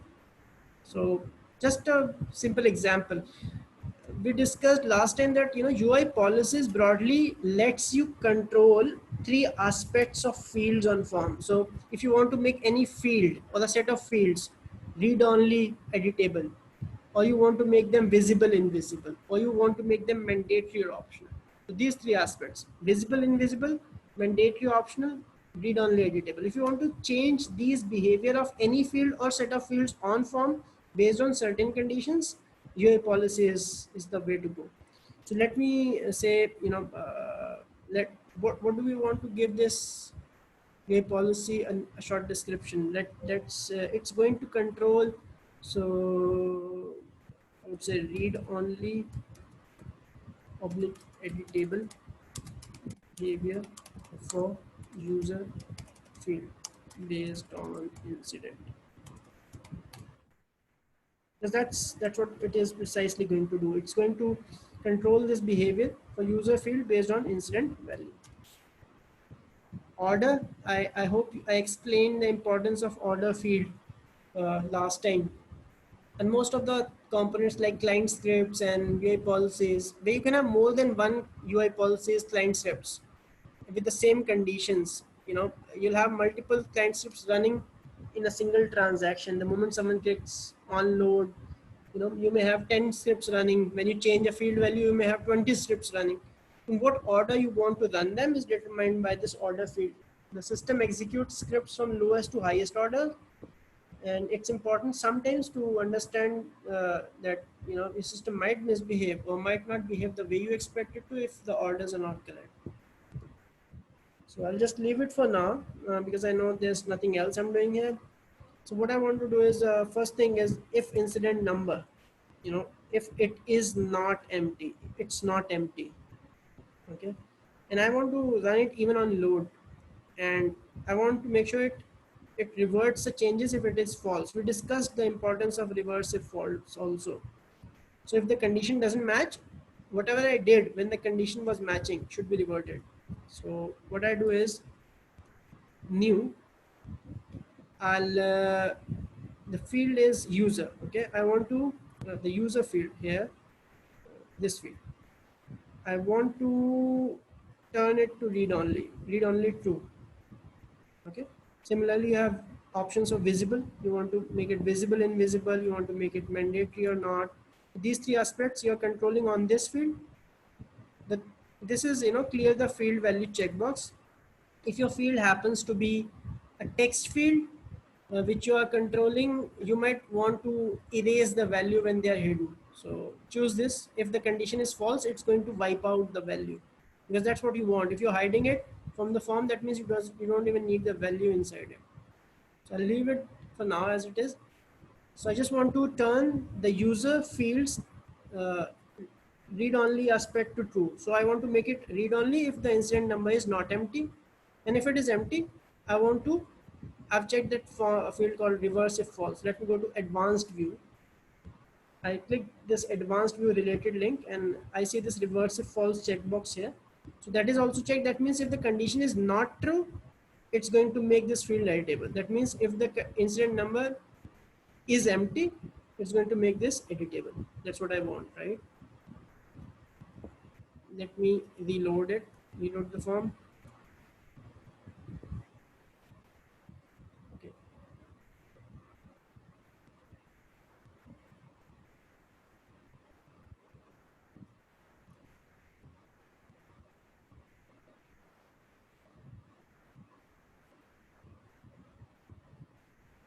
Read only true. Now this is, there's a, uh, let's first see if it is running at all or not. So this is active, and script section. Let me go and see if it is coming here at all. So execute if true, execute if false. I'll put an alert here. Again, see, UI policies are running on browser on the client, so I have to use JavaScript like this. So let's see if we get these alerts when the condition matches, and if it doesn't matches, so we'll see what happens. I mean, I should get A if the condition matches and B if it doesn't. B, it's empty, right? A, it's not empty. I delete it, it's B, it's empty. So it is running, it is working the way I expect it to, but somehow it's actually coming in here, but it's not able to execute this. Okay, now I can tell you something. Sometimes when you on these fields, when you're setting values and you're setting them to read only, system finds them as a conflict of interest. It says at one time you're populating a value and then you're saying it's read only. That doesn't go down well. So it kind of doesn't work the way you expect it to. Right? But if I probably want to demonstrate this, maybe notes is the field I can toggle for you for now to at least show you how the UI policies work. But what I'm telling you is one typical scenario where when you're setting a value at the same time you're turning it to read only. The moment you turn it to read only and set value, that means you're writing on a edit read only field, and that makes system realize that it should be an editable field, and it turns it to an editable field. So maybe this one, notes. So we are doing nothing in the notes, right? We're not touching that at all. So here the UI policy should work the way I expect it to be. So it is editable. A. See, it became read only immediately. And if I erase this, it's going to become editable. You saw that? So, the classic case I just told you, setting a field read only and at the same time trying to set a value is a conflict of interest for platform, and system will not honor that. This is also one of those situations where people end up debugging platform to a larger extent just to realize, this thing, that you're doing something which is in contrast. You're setting a value and you're turning it to editable, read only, sorry. The system will not honor that. And then people keep debugging it for hours to think why their UI policy is not working.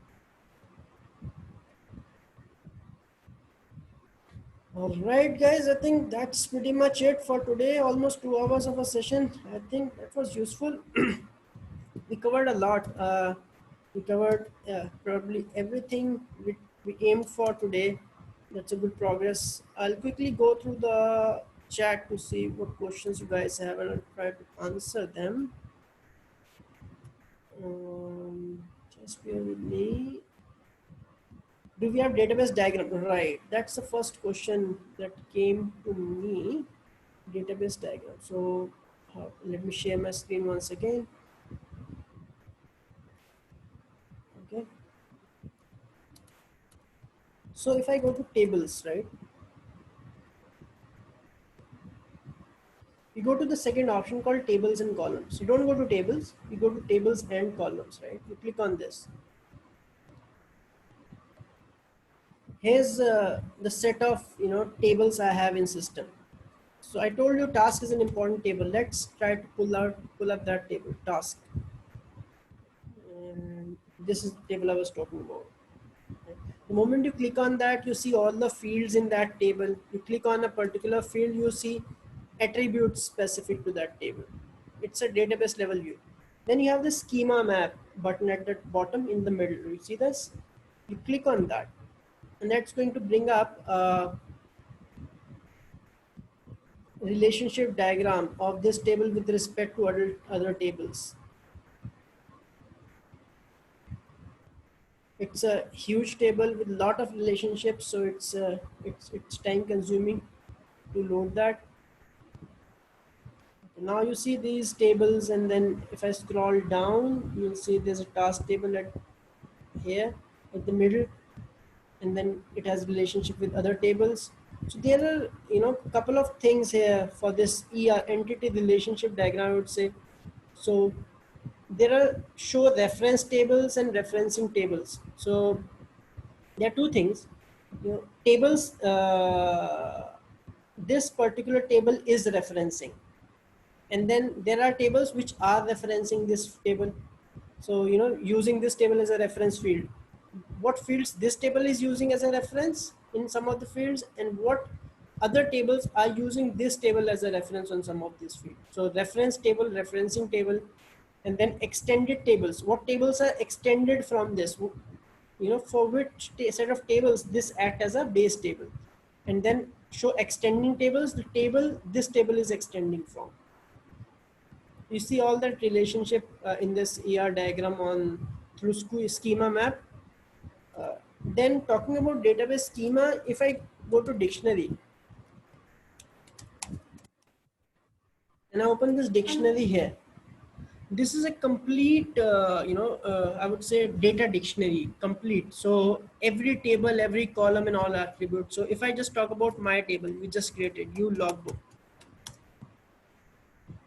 I see 12 entries, and these represent my table. The first entry is my table, the type is collection, then all my fields, their type, their length, and whatever attributes you want to add about these columns, you can pull up from the left and bring on the right, and you can have it on the list. You can export them by right clicking in Excel or CSV or XML, whatever format you like. So that's one way of finding out the database schema. Otherwise, I recently came across this website. Let me try to bring up that.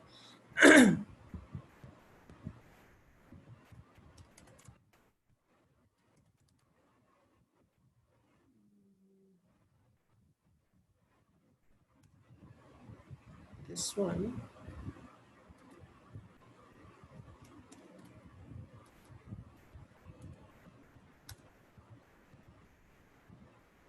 So it's a tool called erm4sn.com, and using that, this person has created the whole schema for out of the box tables of service houses. These are all the tables you have in system, right? All of the tables you have in system. So if I go to incident table, for example, let's search for incident table. Where's new task? So there's so many extension to task here. So this one task here, if I expand that, you see the tables which are extending this table, and incident is one of them. Incident is a child table, as I told you.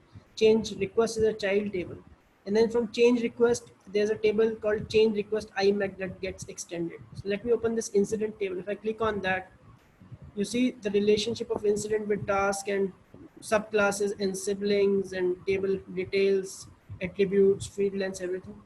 This is very interesting site where you can go and see. This is a diagram. So it's a third party application, but it's kind of pulling the latest details of database schema. I'll put that as a reference on chat for you if you want to go and check for that.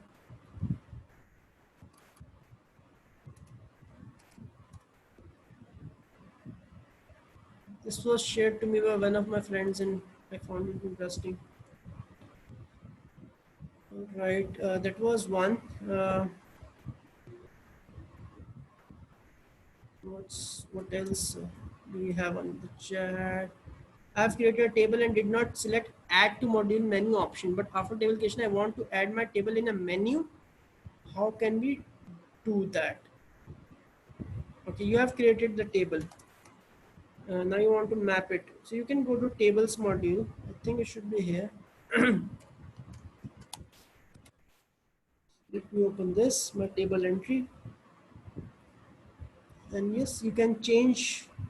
Oh, don't have that option now. Design form, layout, show schema map. Okay.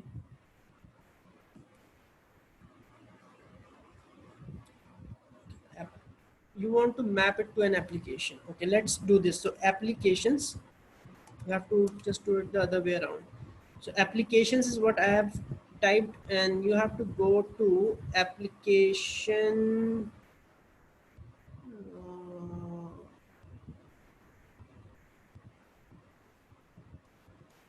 Maybe modules. Yeah, let's go to modules from system definition. Right, and you click on this new. Now, actually, you want your table to be mapped to a module and further to an application, right? So you select, you give it a name here, you select the application you want to map your table to. Give it an order. Hint is something which just comes up when you hover your mouse on some of these modules. Sometimes you'll see some call outs coming. That's a hint. And then link type is a list of record, and here you select your table, which table you want to link this module to. And from there on, if you click on that, the list will render and you'll see new button, and click on that, your form will appear. So sometimes if you forget or you don't do it on purpose, later on you can use this module to map your tables to modules and to applications. You can also put in a filter, so your list only shows specific records, like only active records. And for our case, if I go to logbooks, say for example, I see all of them. Maybe I want to have a default filter of something. Maybe active is true. I don't have an active flag. Maybe I'll choose to have an active flag, and then I want to put a filter here. I can edit this module simply by clicking in here on this pencil icon, See, it's opening the same form which we opened up by going to modules and adding. And I can add a filter here which says active is true. So it will in future show only records which are active. So I may have, modules like active logbook entries, inactive logbook entries, and corresponding filters, and it shows only those records, and new option only under active and stuff. So you can do that. I also have the same question. Can you extend this session tomorrow? Oh, that was half an hour ago. I'm sorry, but we'll have as I said, I can't just push it anymore. 3 sessions are left and there's a lot to cover. So we have to have these extended sessions. We have two roles, ServiceNow admin and ServiceNow developer, how to build next. The skill, what is database using ServiceNow? So database is MySQL. In fact, MariaDB is what ServiceNow uses, and platform is Java, and machines are Linux, and they're hosted on data centers across geographies, which are real-time, having real-time replication for resilience. We have two roles, ServiceNow admin and ServiceNow developer. How to build next, these skills. Uh, I'm sorry, I'm not able to get your question. Are you saying how to upskill yourself on ServiceNow?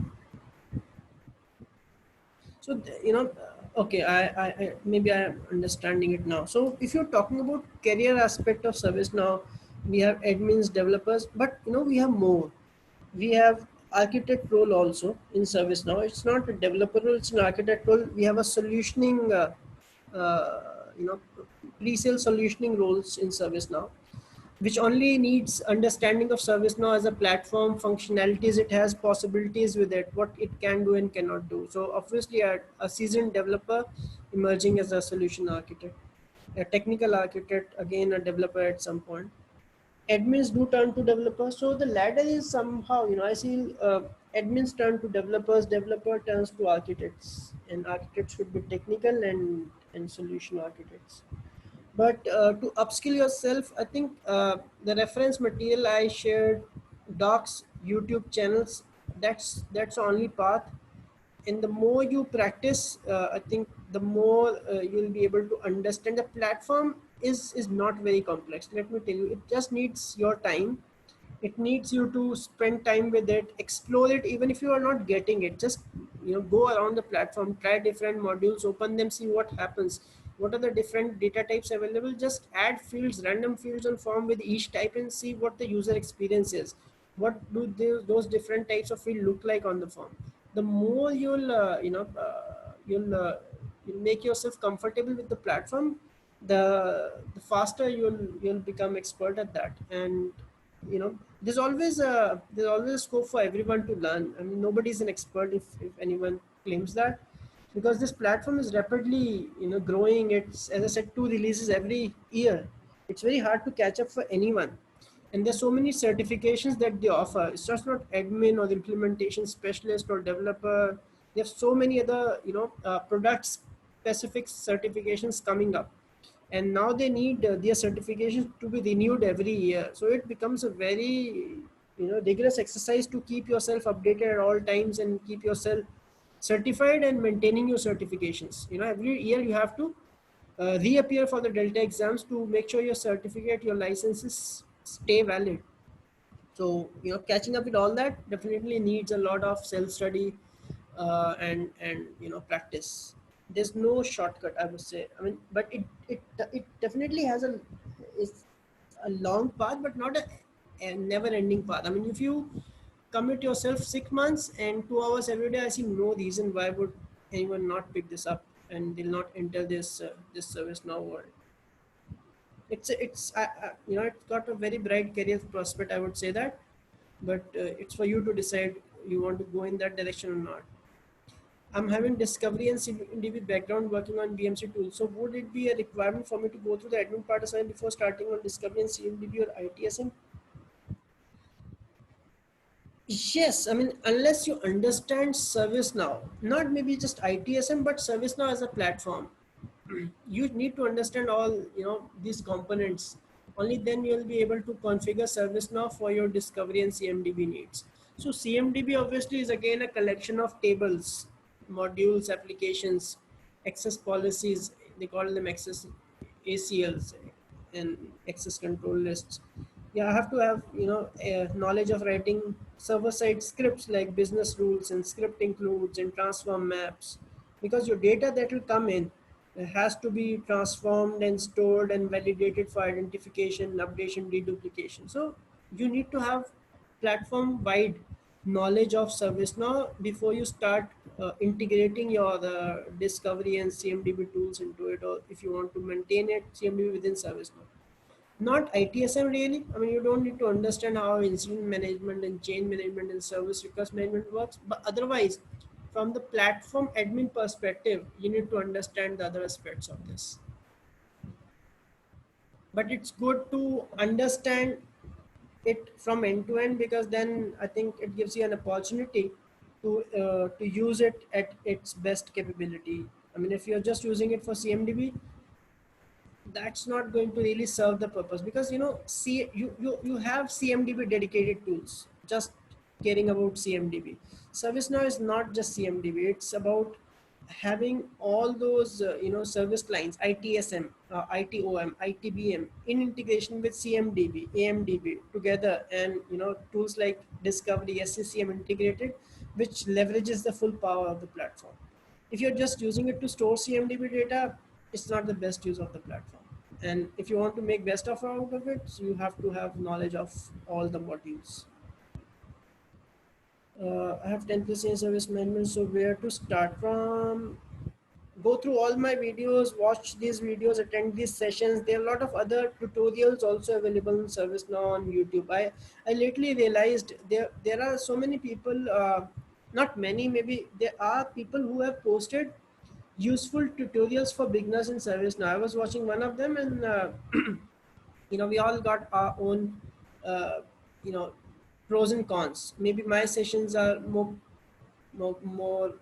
lengthy. They're maybe my language is not very convincing, but uh, otherwise everyone has got its own limitation, and that guy has got something with the communication, but the, the the way he was putting the context across was very good. So you'll see a lot of other videos available, tutorials available. You can watch them, and it will definitely help you pick up this platform. So the more content you watch, the more content you read, and more you practice, is what is going to pave your path to ServiceNow. And as I said, there's no shortcut. There's no just one course you can do. ServiceNow, if you ask, there's an admin course which they offer, instructor-led 3 days course. At that time was very costly. I mean, $2,000 for a 3-day course was what was asked for. I mean, that's too much. Even it was there for a couple of years ago. Now they've probably reduced it, or I don't know what. But if you'll go with any institutes offering ServiceNow courses on paid basis, I don't know how much of that will add value if you're not working yourself.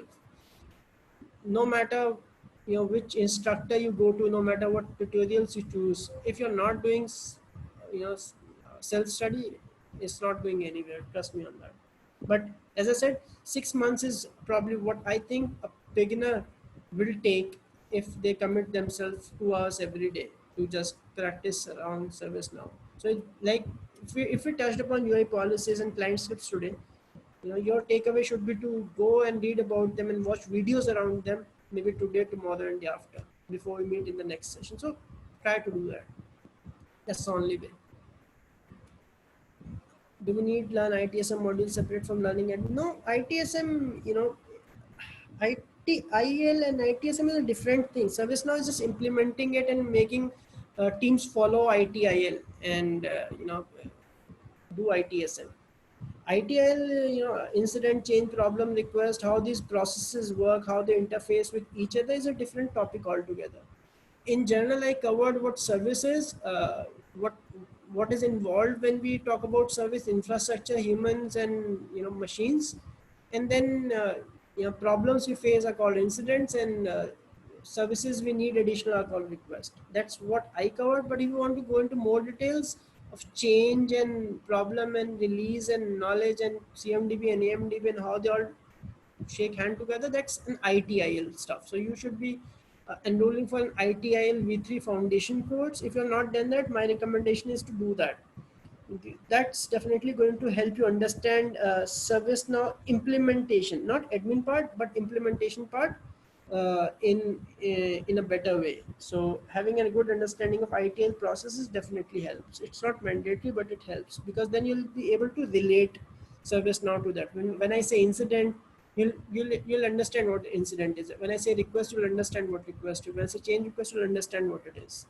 But to change a form layout, to change list layouts, putting in client script UI policies, writing server side script does not need you to understand all that.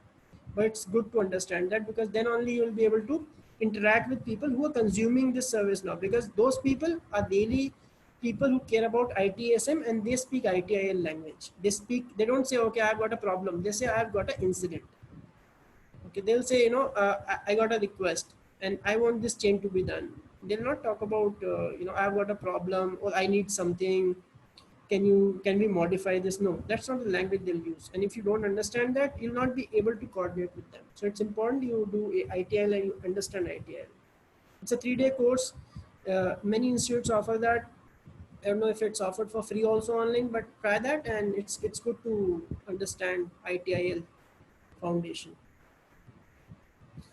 With that, I think we are towards the end. No questions left, and I'll put this recording as usual, and feel free to revisit that and watch it later on if you want to you know understand any topics we covered today again. I'll see you tomorrow in the morning, 8:30. Same, it's a usual time, and I'll see what we have to cover. But there'll be more interesting stuff coming up. All right, guys, thank you very much for your time. Have a nice evening and a lovely weekend.